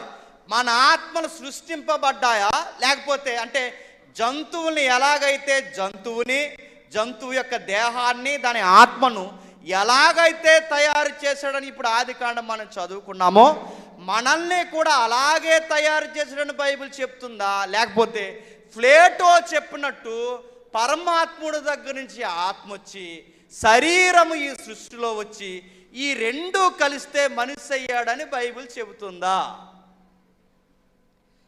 ఆదికాండం జంతువుల దగ్గర ఎలాగైతే చెప్పిందో అదే ఆదికాండం మనిషి నిర్మాణం దగ్గర కూడా అదే చెప్పింది. ప్లేటో చెప్పినట్టు బైబిల్ చెప్పలేదు. ముఖ్యాంశాలు చాలామందికి అర్థం అవ్వని నాకు అర్థమవుతుంది. అర్థం అవ్వకపోయినా దేవుడి మీద భారం వేసి ముందుకు వెళ్ళిపోతున్నాను నేను. 2వ అధ్యాయం 7వ వచనం చూడండి. ఇప్పుడు ఆ స్క్రీన్ షాట్ చూడండి. 2వ అధ్యాయం 7వ వచనం చూడండి. దేవుడైన యెహోవా నేల మట్టితో నరుని నిర్మించి వాని రాశికారంధ్రములలో జీవవాయువు నోదగా. అక్కడ మళ్ళీ ఏం పదాలు చూడండి, లివింగ్ క్రీచర్ అని ఉంది, ఇంకా నెఫేస్ అని ఉంది. అంటే జంతువుల దగ్గర ఏ పదం అయితే వాడారో బాగా వినాలి. జంతువులు సృష్టించినప్పుడు ఏ పదం అయితే వాడాడో మనిషిని సృష్టించినప్పుడు కూడా చెప్పండి అదే పదం వాడాడు. అంటే మీకు డౌట్ రావచ్చు, అంటే తరతరముల నుండి నివాస స్థలం నీవే అంటే మనం అక్కడ పుట్టలేదా? అక్కడ పుట్టలేదు. మరి దాని అర్థం ఏంటి? మా తరతరాలు అంటే మా తాతల దగ్గర నుంచి మా దేవుడు నీవే అని చెప్పే వాక్యమే తప్ప మా తరతరాల దగ్గర నుంచి చచ్చిపోయిన వాళ్ళందరూ నీ దగ్గరికి అక్కడికి వచ్చేస్తున్నారని కాదు దాని అర్థం. నా మాటలు అర్థమవుతలేదో? చనిపోయిన వాళ్ళందరూ అక్కడికి వచ్చేస్తాను కదా. తరతరాలంటే మా తాతల దగ్గర నుంచి దేవుడు నీవే అని అర్థం. 90వ కీర్తన. అంటే మనము కూడా సృష్టింపబడ్డామా అంటే ఇక్కడున్న పదాలు మీరు చూడండి, నేను రాసుకొచ్చానండి. అది హెబ్రూ బైబిల్. అది ఏమనుందో చూడండి అక్కడ హెబ్రూ బైబిల్లో. మనం కూడా నెఫేస్. మీకు ఇంకా డౌట్ రాతే మాకు ఇంగ్లీషు తెలుగు రాదు మాకు తెలియదు అన్నారు అనుకోండి, అక్కడ ఒక నెంబర్ ఉంటుంది చూడండి, నెంబరు 5315. 5315 అంటే మీరు ఆ నెంబర్ని ఎబ్రూలో గ్రీకులో ఎక్కడ కొట్టినా ఆ నెంబర్ మీద ఉన్న అర్థం ఎప్పటికీ మారదు, అదే నెంబర్ ఉంటుంది. అందుకే వాళ్ళ నెంబర్లో కూడా మాట్లాడతారు. అంటే ఖచ్చితమైనవి. ఇక్కడ మీకు ఇంకా బాగా అర్థం అంటే దేవుడు శరీరాన్ని సృష్టించాడని తెలుసు, కానీ మనకు ఆత్మను కూడా సృష్టించాడన్న సంగతే చెప్పండి క్లారిటీ లేదు మనకి. మరి ఊదాడుగా అంటే ఊది సృష్టించాడు. ఇంకా క్లారిటీ కావాలి, ఒకసారి జకరియా గ్రంథం తీయండి. జకరియా గ్రంథం 12వ అధ్యాయం. జకరియా గ్రంథం 12వ అధ్యాయం మొదటి 2 వచనాలు చదవండి.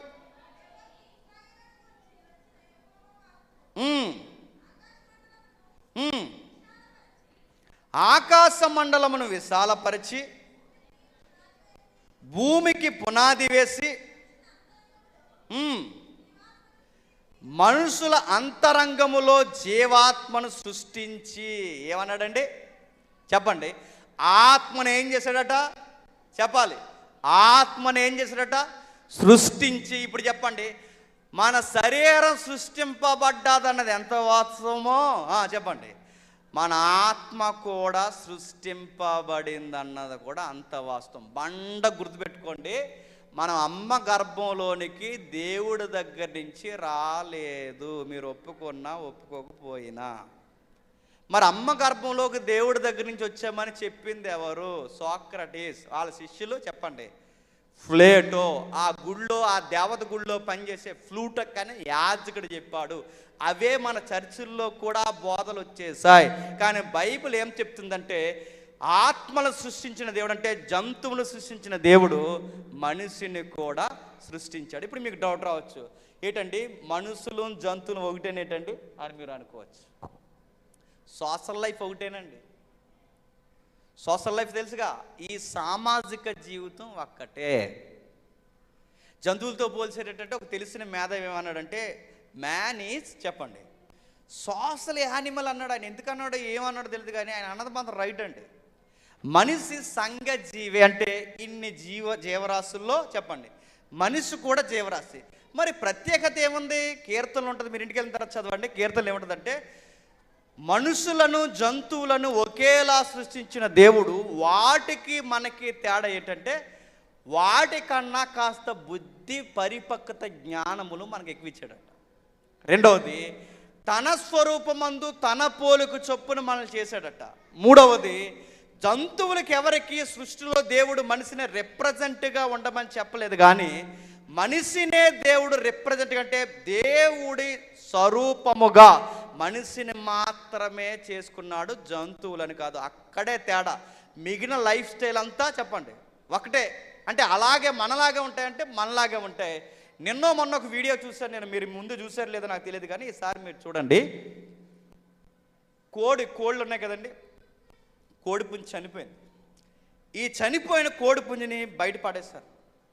దానికి సహవాసం చేస్తున్న ఈ పెట్టుంట చూసారా, ఆడజీవి పడేశారు. ఆ కుక్కల పెంచుకుంటున్న ఫామ్ హౌస్లో ఈ కుక్కలు ఇవన్నీ చూస్తున్నాయి. ఆ జీవి అక్కడ పడిపోయింది, కోడిపుంజి అక్కడ పడిపోయింది. వర్షం పడుతుంది. ఈ ఆడజీవి అయిన ఈ పెట్ట ఏం చేస్తుందో మీరు ఇంటికి వెళ్ళినారు చూడండి. వర్షం పడుతుంటే ఆ రెక్కలు ఇలాగ ఇప్పండి, ఆ చనిపోయిన కోడిపుంజి చనిపోకుండా తన రెక్కల చేత కప్పుతుంది. అంటే మనలాంటి ఎమోషన్స్ జీవులకు కూడా ఉంటాయా అంటే చెప్పండి ఉంటాయి. మరొక ఉదాహరణ చెప్తాను. ఈ వీడియో కూడా చూసారు లేదో, ఇవి చూడకుండా చెదారాలు చూస్తే ఇంకేం చేయలేము. ఇంకా ఇలా పనికొచ్చే చూడండి, జీవితం అర్థం అవుతుంది.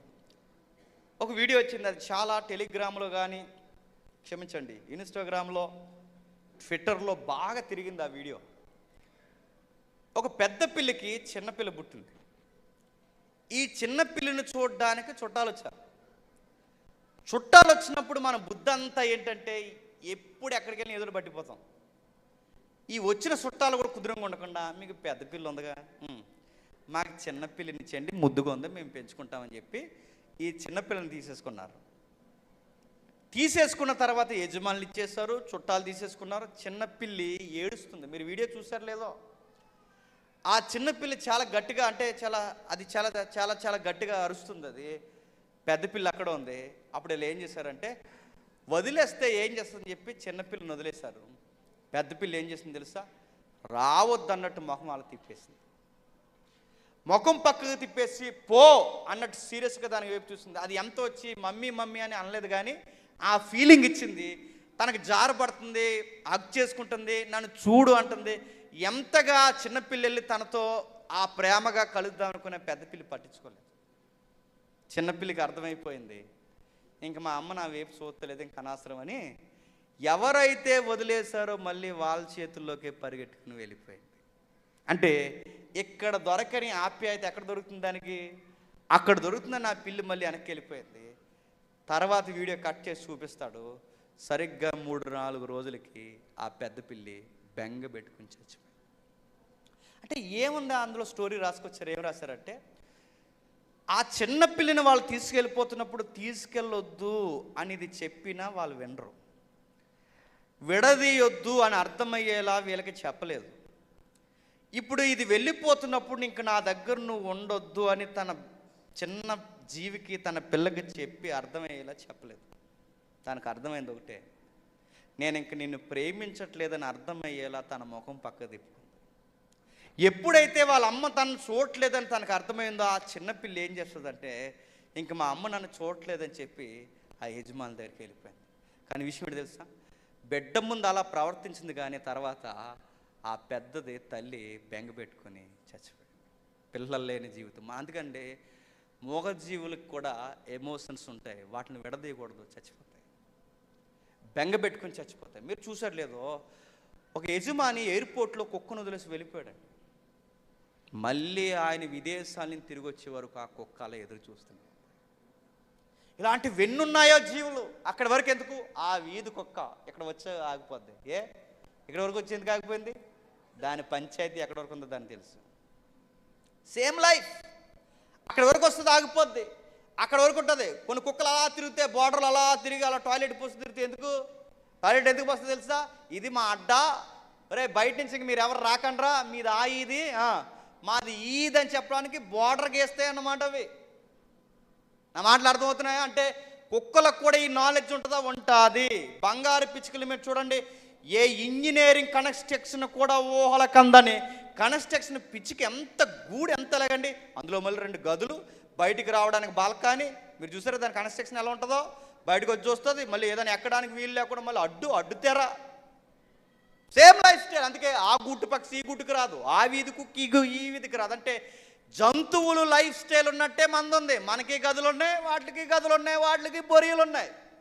మనకి పిల్లలు ఉన్నారు, వాటికి పిల్లలు ఉన్నారు. కాకపోతే రిజిస్ట్రేషన్లో మ్యారేజ్ సర్టిఫికేట్ ఉండదంతే. Same lifestyle, Aadhaar card ఉండదంతే. ఎమోషన్స్ ఉంటాయి, అన్నీ ఉంటాయి. అంటే లైఫ్ స్టైల్ ఉంటాయి. వాటికి మనకి తేడా ఎక్కడ వచ్చిందంటే, అవి సృష్టింపబడ్డాయి, మనం సృష్టింపబడ్డాం. వాటి దేహాలు తయారు చేయబడ్డాయి, మన దేహాలు తయారు చేయబడ్డాం. మరి వ్యత్యాసం ఎక్కడుందంటే ఒక్కటే వ్యత్యాసం, వాటిని సృష్టించాడు మనల్ని, తన స్వరూపమందు మనల్ని సృష్టించాడు. స్వరూపం అంటే, మళ్ళీ స్వరూపం అంటే నల్లగా, తెల్లగా, ఎత్తుగా, పొడవు కాదు. ఎందుకంటే దేవుడు ఇంతమంది ఉన్నామండి, దేవుడు స్వరూపంలో మనల్ని చేసుకున్నాడు. దేవుడు ఇంతమంది ఇన్ని రకాలుగా ఉన్నాం, అందరూ ఒకలా ఉన్నామా? లేం. మరి ఆయన స్వరూపంలో చేసుకున్నట్టే ఎలా ఉన్నాం? నల్లగుంటాడు ఆయన, తెల్లగుంటాడు. ఇక్కడ నల్లగున్నాం, తెల్లగున్నాం, ఎత్తుగున్నాం, సన్నంగా ఉన్నాం.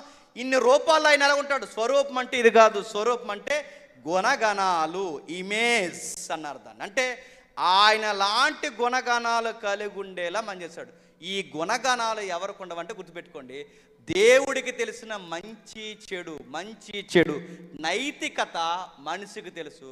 సృష్టిలో ఉన్న జీవులకి కొన్ని నైతిక విషయాలు చెప్పండి తెలియవు. వాటికి ప్రేమల అనురాగాలు ఉన్నాయి, కానీ కొన్ని ఎథిక్స్ ఉంటాయి, అవి వాటికి ఉండవు.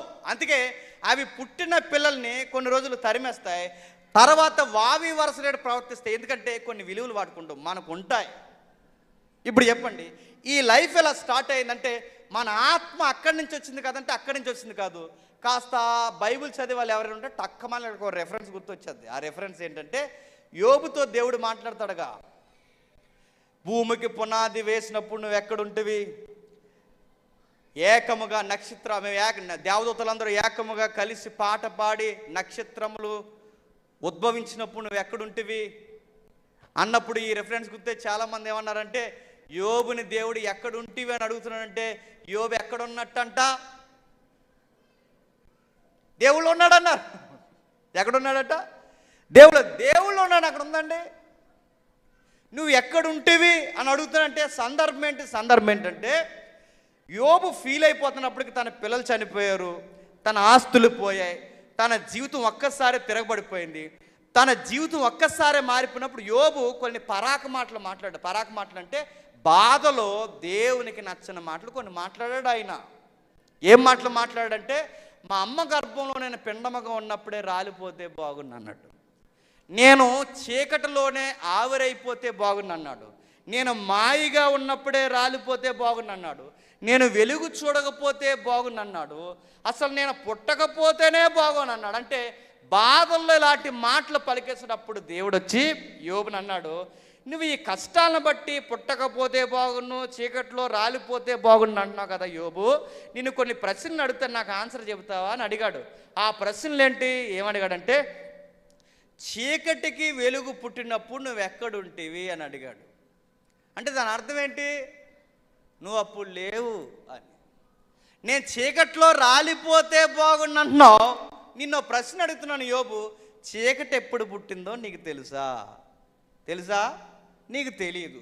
భూమి ఎప్పుడు పుట్టిందో నీకు తెలుసా? నీకు తెలియదు. నక్షత్రాలు ఎప్పుడు పుట్టాయో నీకు తెలుసా?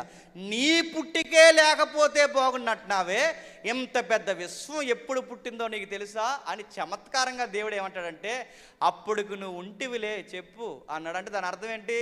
నువ్వు లేవు అని. ఇప్పుడు తాతయ్యకి దొగ్గలు నేర్పకండ్రా అంటారు. అంటే ఏంటి? తాతయ్య అలా దొగ్గకూడదు, అహా దొగ్గాలి అన్నావంటే ఏంటి? అప్పుడు ఏమంటాడు తాతయ్య? ఏమంటాడు? అవును లేరా, నువ్వు నాకన్నా ముందు పుట్టావు అంటే ఏంటి? పుట్టాడానా చెప్పండి, పుట్టాడానా? నువ్వు నాకన్నా ముందు పుట్టావు లేరా, నాకు నేర్పిస్తున్నావు అంటే దాని అర్థం ఏంటి? పుట్టలేదు.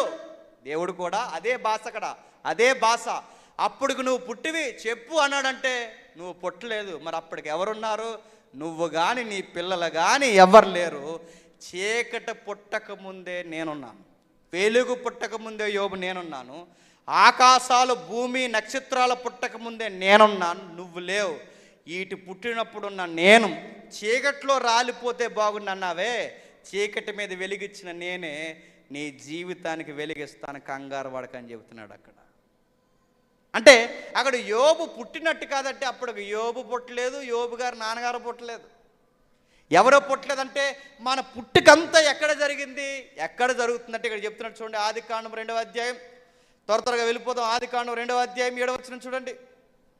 ఆదికాండం 2వ అధ్యాయం 7వ వచనం.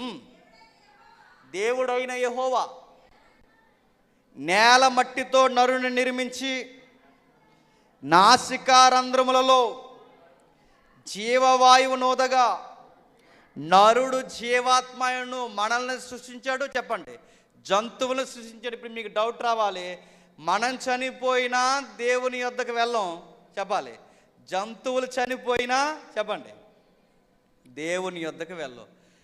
ఇప్పుడు మీకు డౌట్ రావాలి, మరి ఎక్కడికి వెళ్తామా చచ్చిపోయాక? శ్మశానాల్లో తిరుగుతామా? ఇంటి చుట్టూ తిరుగుతామా? సందులో, నిద్రపోయిన గదిలో? ఎక్కడికి వెళతాం?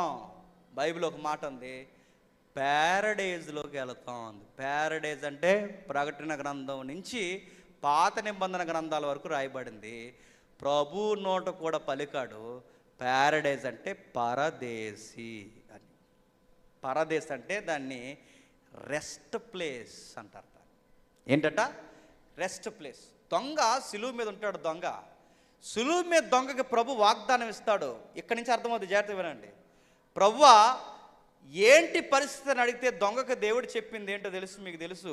ఆయన అంటాడు, నేడు నీవు నాతో కూడా పరదేశులో ఉంటావు అన్నాడు. ఇప్పుడు చెప్పండి, పరదేశులో ఉంటావంటే చనిపోయిన వాళ్ళు ఎక్కడికి వెళతారన్నమాట? పరలోకం కాదు, పరలోకం వేరు. చెప్పండి, పరదేశం వేరు. ఈ మాట నేను చెప్పలేదు, దిరుసుమరిలో చెప్పాలి, ప్రభువే చెబుతున్నాడు. అంటే ఈ ఆత్మలు ఏవి పరలోకానికి వెళ్ళవు, ప్యారడైజ్ వెళతాయి. మరి పరలోకం వెళ్ళిపోతావని చెప్పింది ఎవరు? ఫ్లూటో చెప్పాడు. ప్రభువు చెప్పలేదు. అదే మన పిల్లలకు చెప్తున్నాం. మనం ప్రభువు చెప్పింది మానేసాం, మరి ఎవరు చెప్పింది మన పిల్లలకు చెబుతున్నాం. ప్లూటో చెప్పింది, గ్రీకులు చెప్పింది, తాతయ్య దేవుడి దగ్గరికి వెళ్ళిపోయాడురా అని చెబుతున్నాం. ఇది ప్రభు బోధ కాదు, మీరు దొంగ బోధ, దయ్యాలు బోధ చెబుతున్నారు. ప్రభు అన్నాడు పరదేశంలో ఉంటావు. పరదేశంలో ఉన్నాడు. ఎన్ని రోజులు ఉన్నాడు ప్రభు? అది మళ్ళీ థియాలజీ పక్కన పెట్టండి. ఎన్ని రోజులు ఉన్నాడంటే 3వ రోజు ఆయన తిరిగి లేచాడు. అంటే ఎప్పటి వరకు ఈయన ఎక్కడున్నాడు? నేడు నాతో పాటు పరదేశంలో ఉంటావనంటే ప్రభు ఎక్కడున్నాడు? పరదేశంలో ఉన్నాడు. పరదేశం నుంచి ఎక్కడికి వచ్చాడు? భూలోకానికి వచ్చాడు. భూలోకానికి వచ్చి ఏం చేశాడు? విడవబడిన శరీరాన్ని చెప్పండి తిరిగి లేపేశాడు. ఇంకా దొంగ ఎక్కడున్నాడు? ప్రభు వచ్చేసాడులే, మరి దొంగ ఎక్కడున్నాడు? ఇప్పటికి ఈ రోజుకి, ఈ 29వ తారీఖు వరకు ఇప్పటికీ ఈ రోజుకి దొంగ ఎక్కడున్నాడు చెప్పండి. తండ్రి దగ్గర, పరలోకం దగ్గర లేడు, మరి ఎక్కడున్నాడు? పరదేశులు ఉన్నారు. పరదేశులు ఎవరుంటారు? అబ్రహాము చెప్పండి, ఇస్సాకు, యాకోబు, భక్తులందరూ ఉంటారు. లాజరు చనిపోయిన తర్వాత ఎవరు రొమ్మున ఆనుకోవడానికి వెళ్ళిపోయాడు? అబ్రహాము రొమ్మున ఆనుకోవడానికి వెళ్ళిపోయాడు. అంటే అబ్రహామీలందరూ, అంటే ప్రవక్తలు మొదలుకొని ఈ రోజు వరకు చనిపోయిన నీతిమంతులైన దైవజనుల వరకు వీళ్ళందరూ ఎక్కడుంటారంటే ప్యారడైజ్లో ఉంటారు. ఎక్కడుంటారు? ప్యారడైజ్. ప్యారడైజ్ అంటే హైదరాబాద్లో ఉంటుంది, అది కాదు. ఇంచోపు రెస్టారెంట్లు గుర్తొస్తాయి మనకి. ప్యారడైజ్ అంటే కక్క ముక్క డొక్క, అది కాదు. ప్యారడైజ్ అంటే ఏంటండి చెప్పాలి. ప్యారడైజ్ అంటే ఏంటి? పరదేశ్ అంటే ఏంటి? అందుకే కక్క ముక్క బాధిని ఏమంటున్నాను నేను. ప్యారడైజ్ అంటే ఉద్యానవనం అని అర్థం. ఏంటది? ఉద్యానవనం. ఇప్పుడు చెప్పండి, ఒకప్పుడు మన లైఫ్ ఎలా ఉండేదంటే, మనిషి అనగానే ఇందాక సోక్రటీస్ శిష్యులు అన్నారుగా, మీరు మా గురువు గారి శరీరాన్ని చంపగలుగుతున్నారు కానీ చెప్పండి ఆత్మను చంపలేరురా, ఆత్మే ప్రాముఖ్యమైనదిరా, శరీరము నిష్ప్రయోజనం అన్నారు. అదే మాట మనం అందరం కూడా అంటాం. ఇప్పుడు గమనించాలి, శరీరం ప్రయోజనం లేనిదా అలా అని చెప్పిందా బైబిల్? శరీరము నిష్ప్రయోజనం అని బైబిల్ చెప్పిందా? శరీరము ఆత్మ కూడా ప్రయోజనం అని బైబిల్ చెప్పిందా? ఒలగరు పలకరేటి, మళ్ళీ మొదటి నుంచి మొదలెట్నా చెప్పండి, మరి చెప్పండి. శరీరము నిష్ప్రయోజనము, ఆత్మే ప్రయోజనకరమైనదని బైబిల్ చెప్పిందా? ఎక్కడా చెప్పలేదు. కానీ కొంతమంది బైబిల్ చదువర్లకు రెఫరెన్స్ గుర్తొస్తుంది. చూస్తారు ఒకసారి, చూడండి ఒకసారి. యోహాను సువార్త 6:63 అనుకుంటే ఒకసారి చూడండి. యోహాను సువార్త 6వ అధ్యాయం 63వ వచనం. శరీరము కేవలము నిష్ప్రయోజనము చెప్పండి. ఇప్పుడు చెప్పండి, ఇందాక నేను ఏమని అడిగాను ప్రశ్న? ఆత్మ కలిగిన జీవులైతే చెప్పండి. ఇందాక నేను ప్రశ్న ఏమని అడిగాను? శరీరము నిష్ప్రయోజనం అని చెప్పింది ఎవరండి? ప్లేటో చెప్పాడు, సోక్రటీస్ చెప్పాడు, గ్రీకులు చెప్పారు, అన్య దేవతల బోధకుల యొక్క పూజారులు చెప్పారు. బైబిల్ ఏం చెప్పలేదు చెప్పండి? శరీరం నిష్ప్రయోజనం అని చెప్పలేదు, శరీరం ప్రయోజనకరమైందని చెప్పింది అని చెప్పాను నేను. మరి ఇక్కడ వచనం ఏమనుంది చెప్పాలి. ఇక్కడ శరీరము నిష్ప్రయోజనము చెప్పండి, ఆత్మయే జీవింపు. మరి ఉందగా బ్రదర్ జేమ్స్, ఉందని మీరు నన్ను అడగాలిగా, అడగరు. 11 అయిపోయింది చెప్పండి. ఎప్పుడు ఇంతకీ ఇలాగ అయిపోయాం మనం. మరి నేను చెప్పినట్టు ఇక్కడ ఉందగా లేదంటావేంటి? ఉందగా అంటే ఉంది, కానీ కొంచెం అర్థం చేసుకుంటే మనం అనుకున్నట్టు అక్కడ లేదు. నీకు సందర్భం అర్థం కావాలంటే టైం ఇప్పటికే 11 అయిపోయింది, కొంచెం నేను త్వరగా తేల్చేస్తాను. ప్రభు ఒక ప్రసంగం చేస్తాడు, ఆ అధ్యాయం మీరు ఇంటికి వెళ్ళిన తర్వాత చదవండి. ఏమంటాడంటే, మీ పితరులు నిజమైన మన్నాను తినలేదు, నిజమైన మన్నాను నేనే. నాతో రేపు నిత్యత్వంలో మీరు ఉండాలి అంటే మీరు నా శరీరమును తిని నా రక్తమును తాగితే కానీ మీరు నాతో ఉండలేరని ఒక ప్రసంగం చేస్తే చాలామంది భక్తులు, శిష్యులు ఇది అర్థం అవ్వదు. ఎందుకంటే ఇలాంటి ప్రసంగాలు అర్థం కాదు కదండి. వాళ్ళు ఏమన్నారంటే, ఇదేంటంటే ఇలాంటి విడ్డూరమైన ప్రసంగాలు చెప్తాడు, వీడు శరీరాన్ని తినమంటాడు, ఆయన శరీరాన్ని తింటే ఊరుకుంటాడంటే చేయి తిన్నెత్తాడా, రక్తం తాగనిస్తాడా? వీడు శరీరాన్ని రక్తాన్ని తాగమంటాడు. ఎస్, ఇలాంటి ప్రసంగాలు చెప్తే ఇక్కడి నుంచి ఉండవని. ఆ రోజు 70 మంది శిష్యుల్లో చాలామంది వెళ్ళిపోయారట. ఎంతమంది మిగిలారు? 12 మంది. వాళ్ళు ఎందుకు వెళ్ళిపోయారంటే ఆ ప్రసంగం వాళ్ళకి అర్థం అవ్వలేదు. నాకు తెలిసి ఈరోజు ప్రసంగం కూడా చాలామందికి అర్థం అవ్వదు. ఈ ప్రసంగం అర్థమవక వాళ్ళు ఏం చేశారంటే, అరే ఎలాంటి ప్రసంగాలు చెప్తాడేంటి, శరీరాన్ని తినమంటాడు, శరీరాన్ని ఎవరు తినేస్తాడు, మనం ఏమన్నా నరమాంస భక్షకులమా, శరీరాన్ని తింటే ఆయనతో ఉంటా ఉంటాడు, తినలేడు వెళ్ళిపోమంటాడేంటి అని వెళ్ళిపోతున్నప్పుడు శిష్యులకు వివరిస్తున్నాడు. ఒరే అయ్యా, శరీరాన్ని తినమంటే డైరెక్ట్ శరీరాన్ని తినేయడం కాదు, రక్తాన్ని తాగమంటే డైరెక్ట్ రక్తాన్ని తాగడం కాదు, మీరు శరీరాన్ని తినేస్తే ఆ శరీరాన్ని తినడం వలన నిష్ప్రయోజనము. శరీరము చెప్పండి, నిష్ప్రయోజనం అంటే నా శరీరాన్ని మీరు ఇలా తినేస్తే నిష్ప్రయోజనం. నేను చెబుతున్నవి ఏంటంటే, నేను చెబుతున్న మాటలు ఇప్పుడు చదవండి 63వ వచనంలో ఏమనుందో, ఆత్మయే జీవింపజేస్తున్నది. ఆత్మ అంటే అక్కడ ఉంది చూడండి, ఆత్మ అంటే మనలో ఉన్న ఆత్మ కాదు, ఆత్మ అంటే చెబుతున్నాడు చూడండి, ఆత్మయే జీవింపజేస్తున్నది, శరీరము కేవలం నిష్ప్రయోజనము. నేను మీతో చెప్పి ఉన్న ఈ మాటలు ఆత్మ చెప్పండి జీవము. ఇక్కడ ఆత్మ అంటే ఎవరు? వాక్యము. ఇక్కడ శరీరం అంటే ఏంటి? ఆయన చెప్పినది పాటించడం. అంటే శరీరం నిష్ప్రయోజనం అంటే ఈ శరీరం కాదు, నా శరీరాన్ని శరీరంలా తినేస్తే ప్రయోజనం చెప్పండి లేదు. నేను చెప్పిన ఆత్మ సంబంధమైన వాక్యం మీకు అర్థమైతేనే అప్పుడు ఆ వాక్యం మిమ్మల్ని ఏం చేస్తుంది? జీవింపజేస్తుంది. ఇప్పుడు చెప్పండి, ఎక్కడ మనం చూసినా శరీరం నిష్ప్రయోజనం అని ఉందా? లేదు. మరి ప్రయోజనకరమైన శరీరము ఎందుకు నిష్ప్రయోజనంగా మారిపోయిందంటే ఇక్కడ జాగ్రత్త వినాలి. తోటలో, ఉద్యానవనంలో పాపం జరిగింది. ఏ ఉద్యానవనం?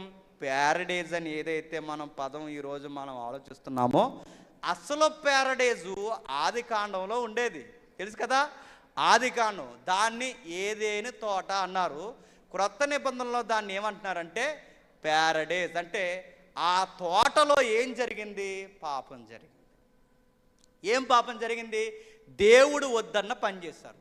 వద్దన్న పని చేసి ఆయన స్వభావానికి విరుద్ధమైన పని ఎప్పుడైతే చేశారో, వీళ్ళు చేసిన పనికి ఏమైందంటే, ఇక్కడ జాగ్రత్తగా వినాలి, ఏమైందంటే వీళ్ళు చేసిన పాపానికి సృష్టి తన రూపాన్ని కోల్పోయింది.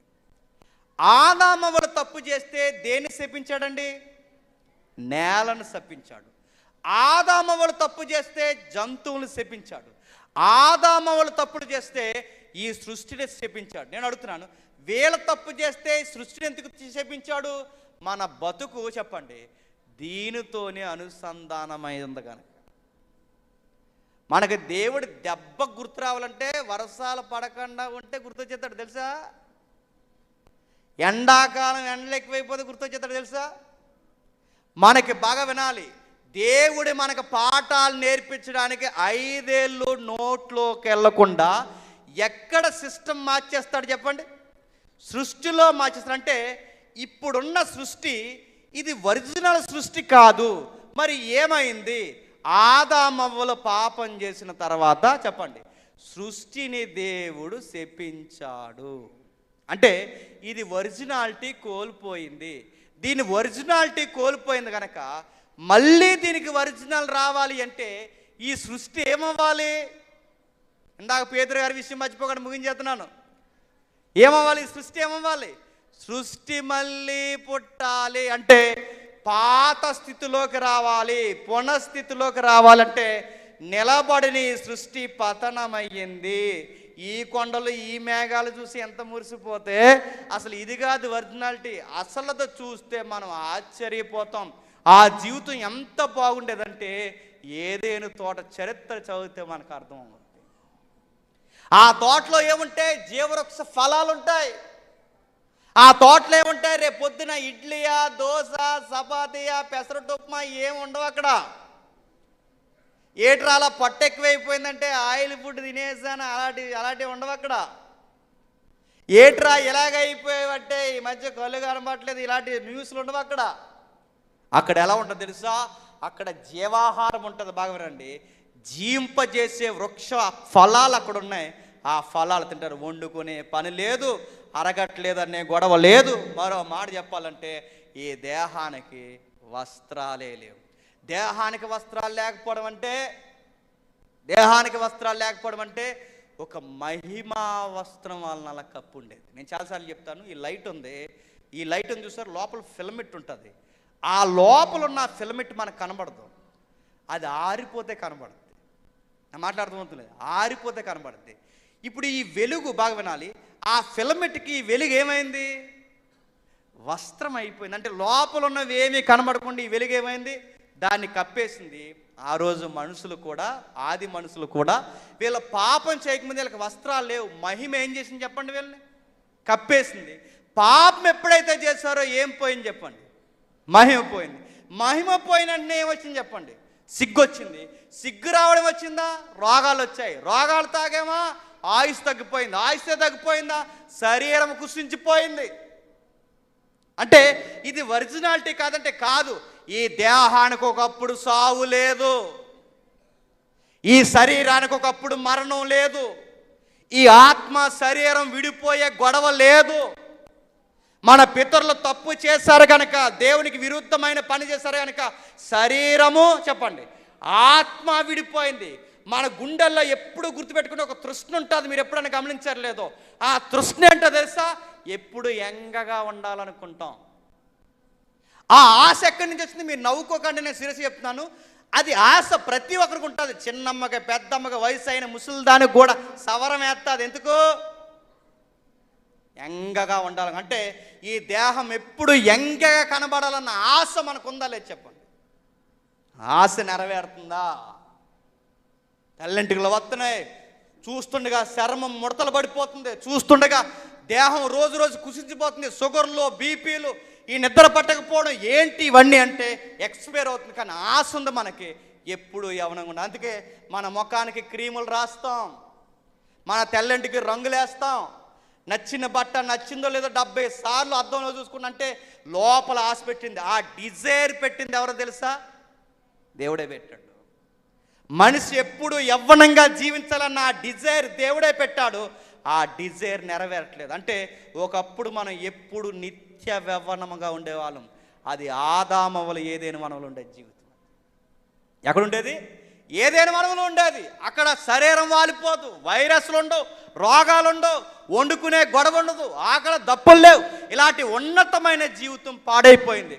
ఈ జీవితం అంటే ఈ దేహం పాడైపోవడమే కాదు, ఈ సృష్టి కూడా ఏమైంది చెప్పండి? పాడైపోయింది.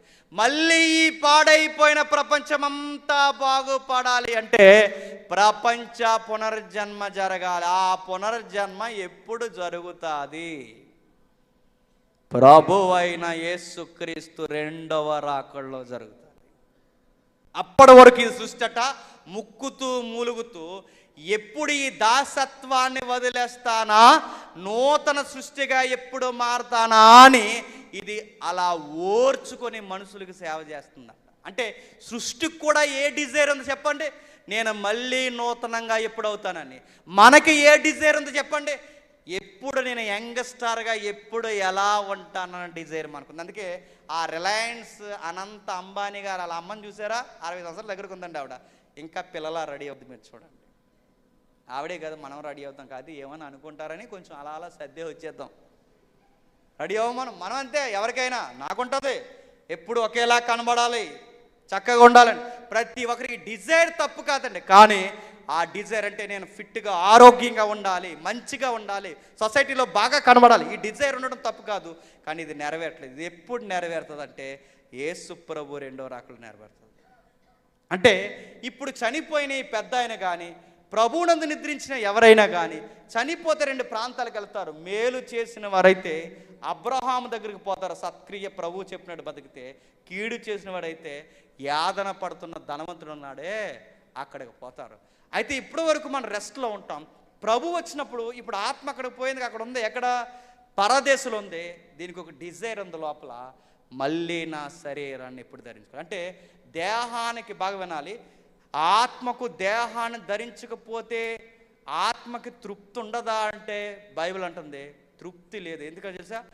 వస్త్రాలు లేని దేహం ఎంత సిగ్గుకరంగా ఉంటుందో, దేహం లేని ఆత్మ కూడా దిగంబరత్వంతో ఉన్నట్ట బాధ ఉంటుంది. అది పౌలు అన్నాడు. ఒకసారి చూడండి, 2 కొరింథీయులకు రాసిన పత్రిక ముగించేసుకుందాం. కొరింథీయులకు రాసిన 2వ పత్రిక 5వ అధ్యాయం, కొరింథీయులకు రాసిన 2వ పత్రిక 5వ అధ్యాయం, కొరింథీయులకు రాసిన 2వ పత్రిక 5వ అధ్యాయం మొదటి వచనం నుండి, భూమి మీద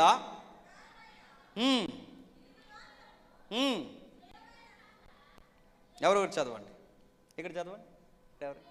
భూమి మీద తన గుడారమైన శిథిలమైపోయినను చేతి పనిగాక దేవుని చేత కట్టబడినదై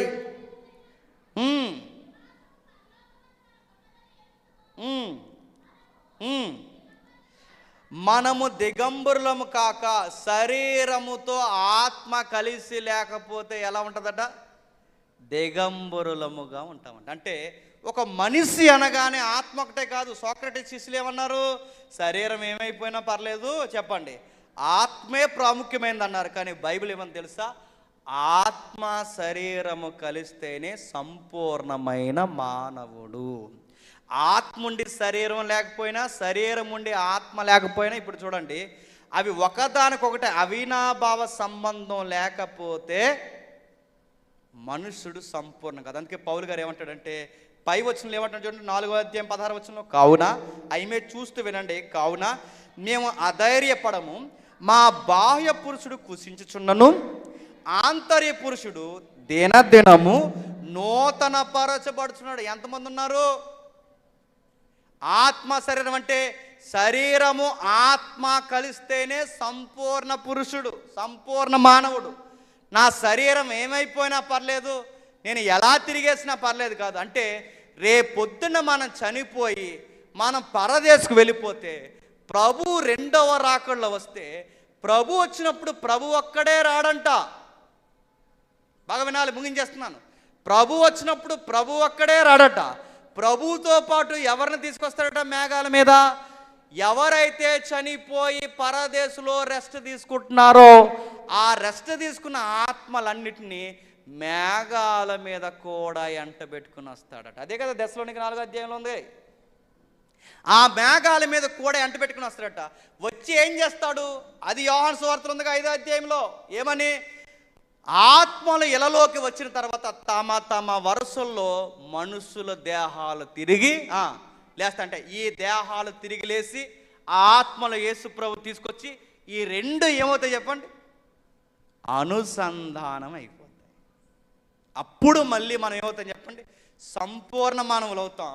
ఈ సంపూర్ణ మానవ అయ్యాక ఈ మళ్ళీ ఈ దేహానికి వాలిపోవడం, కరిగిపోవడం ఉండదు.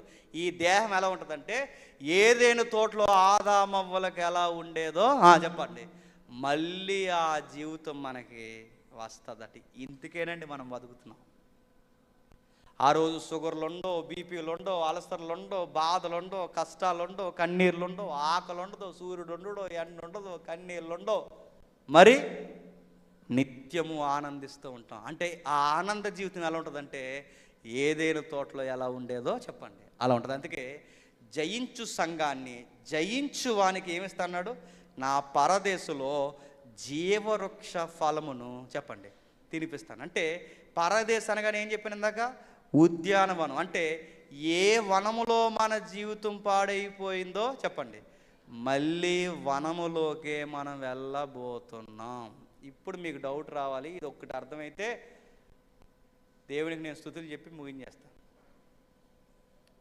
అంటే మనం దేవుని దగ్గరికి ఇంతకీ వెళ్తామా వెళ్ళమా? ఇది ప్రశ్న. కంగారు అయిపోకండి, సమాధిలో గుర్తు చేసుకోకండి, జాగ్రత్తగా వినండి. మనం దేవుని దగ్గరికి వెళ్తామా వెళ్ళమంటే, మీరు ఇంటికి వెళ్ళినారు చదవండి, ఎందుకంటే టైం లేదు, నేను మళ్ళీ చెప్తున్నాను. ఆదికాండం 1వ అధ్యాయం 1వ వచనం ఇంటికి వెళ్ళినారు చదవండి. God created heaven and earth అని ఉంటుంది. ఏంటట? గాడ్ అంటే దేవుడు పరలోకాన్ని భూలోకాన్ని కలిపి సృష్టించాడట.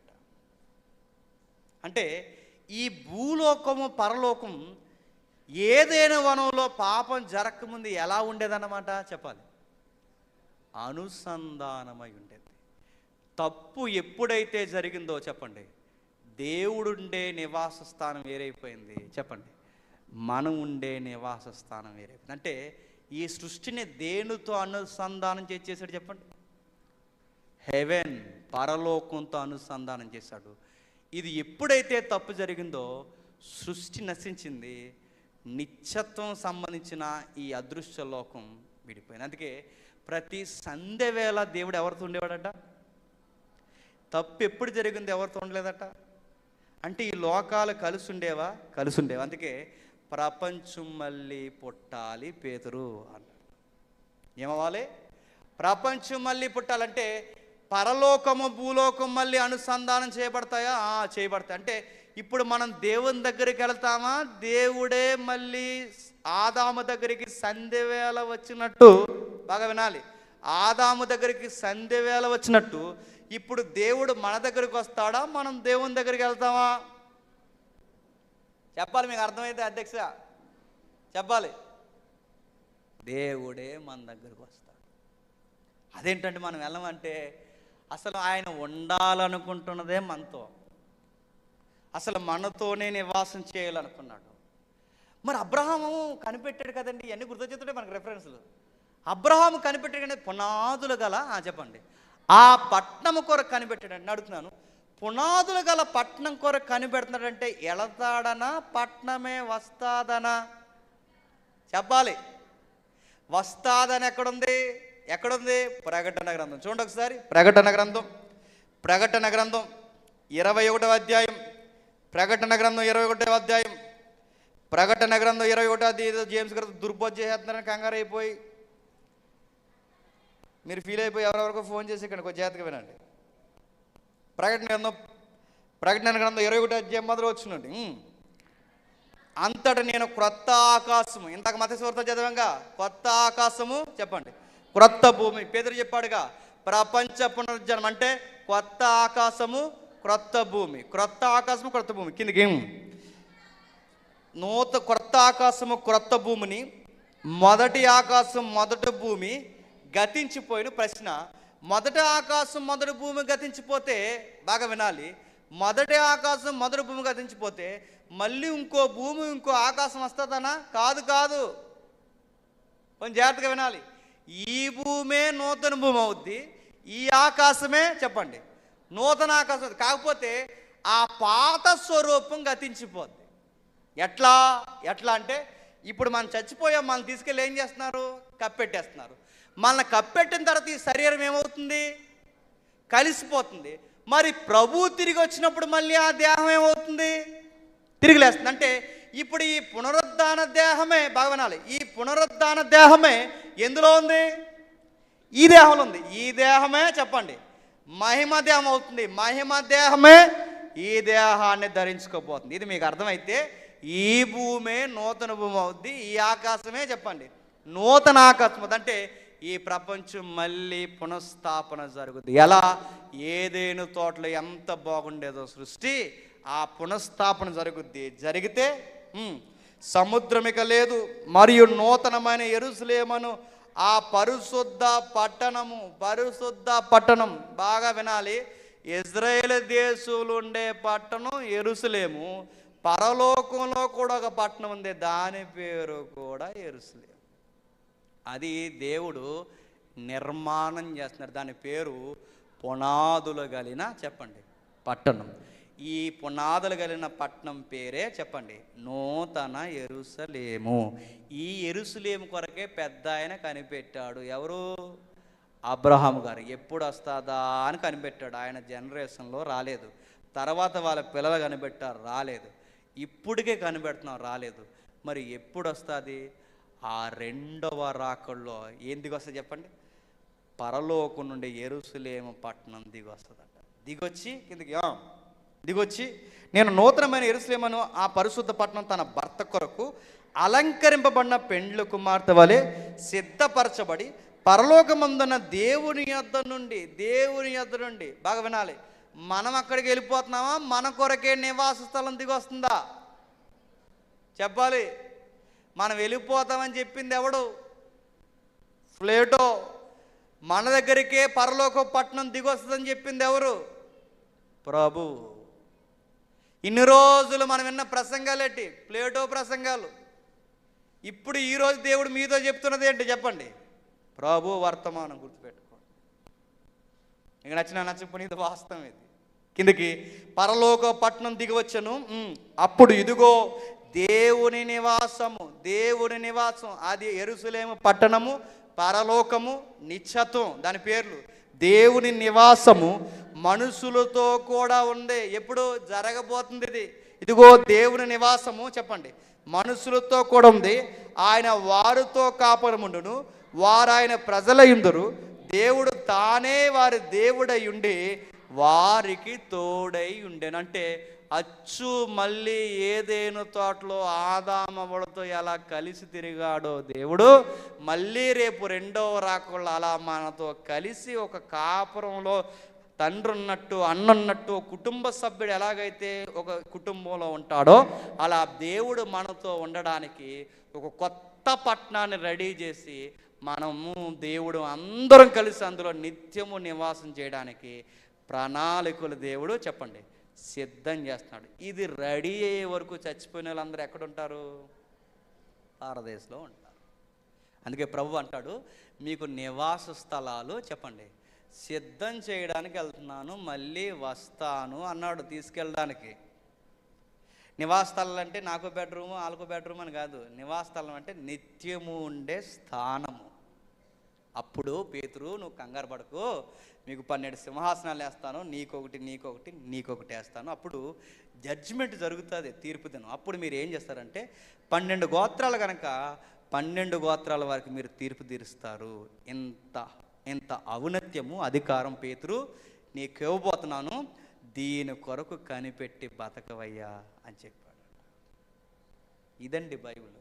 ఇప్పుడు చెప్పండి, ఎవరైనా చనిపోతే రేపు ఏం జరగబోతుందంటే ఈ పెద్ద ఆయన ప్రభువునందు నిద్రించిన వాడైతే పౌలు గారు అన్నారు, నిరీక్షణ లేని ఇతరుల వలె దుఃఖపడకుండా నిమిత్తము మీకు కొన్ని విషయాలు నేను చెప్పాలన్నాడు. ఏంటయ్యా అంటే ఒకరోజు ఈ దేహం మళ్ళీ తిరిగి లేకపోతుంది. ఈ దేహం నిత్యము లేకపోతుందంటే ఈ తండ్రి గారు మళ్ళీ దేహాన్ని ధరించుకుంటారంటే ధరించుకుంటారు. అందుకే మన క్రైస్తవ ట్రెడిషన్లో ఉందేంటి తెలుసా? ఏ మతంలో అయినా దేహాన్ని కాల్చేసి విసిరేస్తారు. మన మతంలో మాత్రం క్షమించండి, మన యొక్క విశ్వాసంలో మాత్రం మన దేహాన్ని జాగ్రత్తగా పౌడర్ రాసి స్నానం చేయించి దాస్తారు. ఎందుకు? మళ్ళీ ఒకరోజు ఈ దేహం లేస్తాది అని.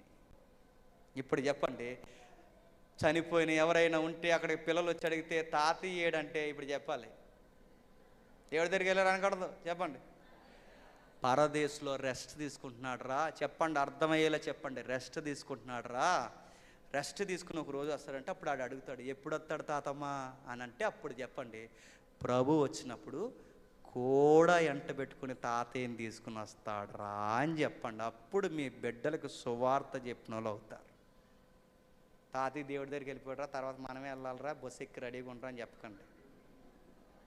తాతయ్య వస్తాడరా, అప్పుడు మనం బతుకుంటే మనము తాతయ్య కలిసి మేఘాల మీద చెప్పండి ఎదుర్కొంటామరా. ఇది సువార్త. నా మాటలు అర్థమైనయా? అర్థమైన వాళ్ళు చేయొద్దండి. టైం అయిపోయిందని ఎత్తారు కదా. చూద్దాం, ఆ ఒక్క రెఫరెన్స్ చూసి మనం ముగించేసుకుందాం. చూద్దాం ఒకసారి. ఫిలిప్పీలకు రాసిన పత్రిక, క్షమించండి, కొరింథీయులకు రాసిన పత్రిక, కొరింథీయులకు రాసిన పత్రిక 5వ అధ్యాయం ఆ 2వ వచనం నుంచి ఒకసారి చదవండి.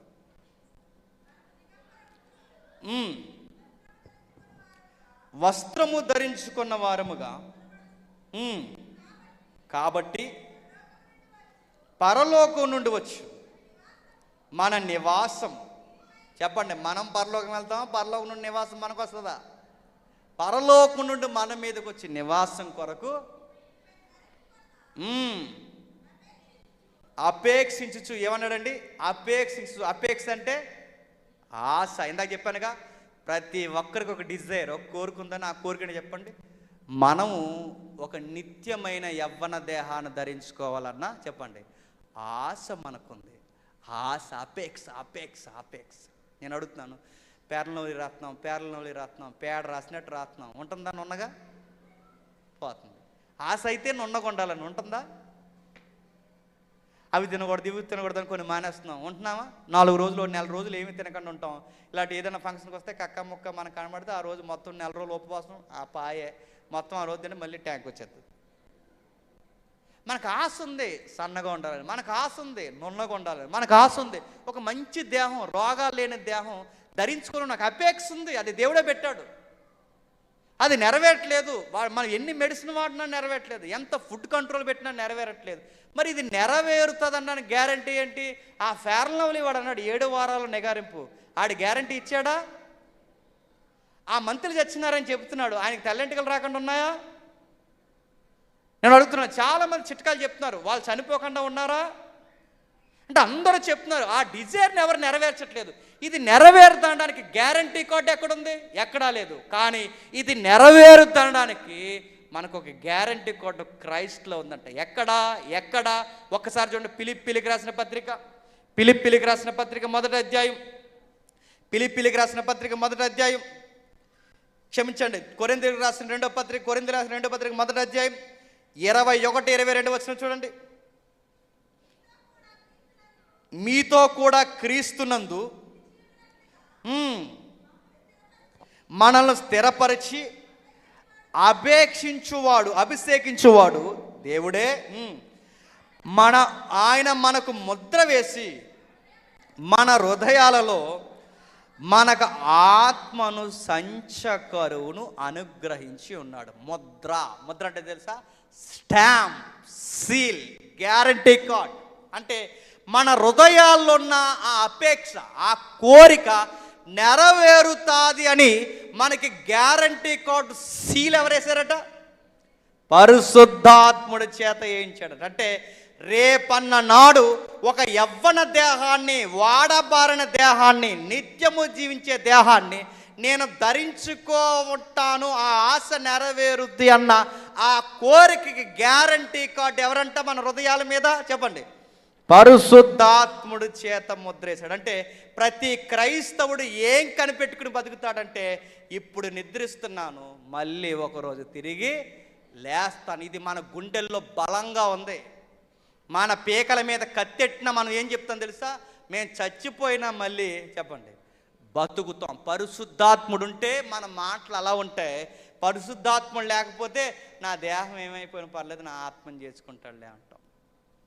గుర్తుపెట్టుకోండి, ఆత్మ ముఖ్యమే, శరీరము ముఖ్యం. అందుకే ప్రస్తుతానికి ఆత్మలు మాత్రమే దేహాలు విడిచి వెళ్తున్నాయి గనక పరదేశ రెస్ట్లో ఉంటున్నాయి. ఒకరోజు ఈ ఆత్మల భూలోకానికి వస్తాయి, దేహాలు ధరించుకుంటాయి. దేహాలు ధరించుకుని ఇప్పుడు పరదేశకెళ్ళో దేవుడు ఏదైతే పునాదులు కలగ నిత్యమైన పట్టణము, పరలోకపు స్వాస్థ్యం రెడీ చేశాడో అప్పుడు అందరము కలిసి, ఇక ప్యారడైజ్ ఉండదు, మనం అందరం కలిసి ఏమవుతుందో తెలుసా? ఆ నిత్య పరలోకపు పట్టణంలో అడుగులు పెడతాం. అదే మన దగ్గరకు వస్తుంది. మరి అప్పుడు పరదేశం ఏమవుద్ది? మీరు ఇంటికి వెళ్ళిన తర్వాత చదవండి, చాలా రెఫరెన్స్ ఉన్నాయి. ఏమవుద్దంటే పరదేశు వేదనకరమైన స్థలం 2 ఒక్కటైపోయి దాని పేరు పాతాళం అవుద్ది. పాతాళంలో ప్రస్తుతానికి 2 స్థలాలు ఉన్నాయి, పరదేశు, యాదనకరమైన స్థలం. అంటే పాతాళం 2 ప్లేసులు. ఈ 2 ఒక్కటైపోతే అది పాతాళం అయిపోద్ది. మనుషులు, దేవదూతలు పూర్తిగా నశించిపోవడానికి మాట వినని వారు అందరూ నశించిపోతారు. ఆయన యందు విశ్వాసం ఉంచిన వారు ఆయన 2వ రాకడలో నూతన దేహాలతో తిరిగి లేస్తారు. అందుకే పరలోకంలో రేపు పొద్దున ఏముంటాయి అంటే పనికి తగ్గ ప్రతిఫలాలు ఉంటాయి. పేతురు అడిగాడు, అవార్డ్స్ ఉంటాయంటే అవార్డ్స్ కాదు, సింహాసనం ఉంటుంది, కంగారు పడక అన్నాడు దేవుడు. జడ్జిమెంట్ ఇస్తా ఉన్నారు. అందుకే పౌలు కూడా అంటాడు, మీరు ఈ లోకానికి తీర్పు తీర్చువారే ఉన్నారని మీరు ఎరుగురా. అంటే రేపు ఈ లోకానికి క్రైస్తవులందరూ ఏం చేస్తారు చెప్పండి? తీర్పు తీరుస్తాం. ఆ 12 మంది ఇశ్రాయేలుకి తీర్పు తీరిస్తే మిగిలిన లోకానికి ఆయన నమ్మిన బిడ్డలైన మనం చెప్పండి తీర్పు తీరుస్తాం. ఇది నిరీక్షణ కలిగిన జీవితం. ఒకవేళ ఈ పెద్ద ఆయన వెళ్ళిపోతే నీకు నాకు ఏం నేర్పిస్తున్నాడు అయ్యా అంటే, నేను వెళ్ళిపోయాను రెస్ట్ ప్లేస్లోకి, ఆ తర్వాత రావాల్సింది మీరే. ఈ జ్ఞాపకార్థ సభలో ఈ పునరుద్ధానాన్ని జ్ఞాపకం చేసుకోండి. ప్రభు మనకు నేర్పించింది అదే.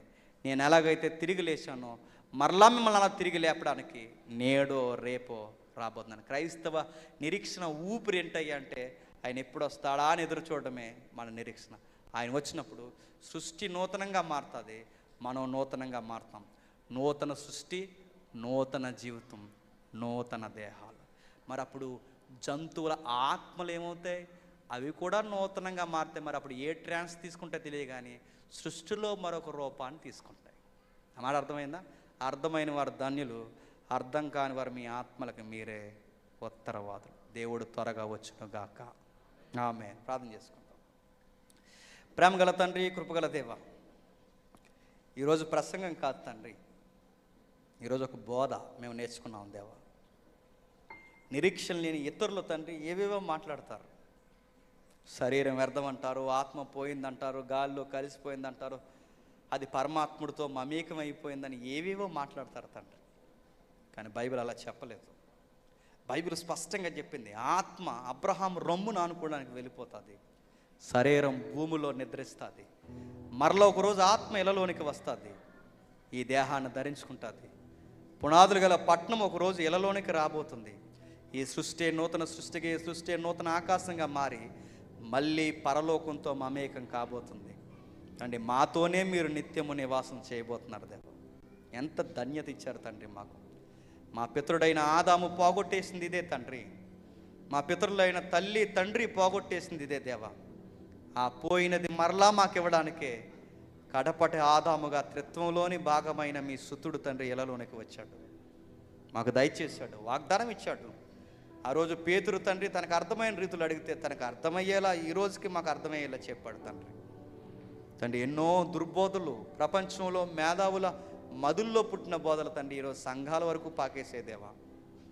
అంటే వీటిని మార్చడం మా వల్ల కాకపోవచ్చేమో కానీ తండ్రి, కనీసం నలుగురినైనా తండ్రి ఇది సత్యము అని చెప్పడానికి తండ్రి ఈ బైబిల్ సార్వం మా నోట వినిపిస్తున్నందుకు మీకు స్తుతులు దేవా. విన్నవారందరిని దీవించండి, ముఖ్యంగా కుటుంబాన్ని ఆశీర్వదించండి. తండ్రి గారి యొక్క లోటుని మీరే తీర్చండి. మేమందరం తండ్రి నిత్య నివాసాల్లో తండ్రి జీవించడానికి మమ్మల్ని అందరినీ సిద్ధపరచండి. ఈ బోధ విన్నవారిని స్థిరపరచి బలపరచండి. స్థానిక దైవజనుల్ని తండ్రి పెద్దలను ఆశీర్వాదకరంగా మార్చండి. ఎవరైనా తండ్రి మమ్మల్ని ఎటకారం చేసి మా మీద చెడ్డ మాటలు పలికితే వారిని క్షమించండి. నేను తిరిగి వెళ్తున్నాం, క్షేమంగా మమ్మల్ని నడిపిస్తారని కోరుతూ వచ్చిన మీ పిల్లలకు తండ్రి మాకు ఏమి ఇస్తావని అడిగే విశ్వాసం తీసేయండి.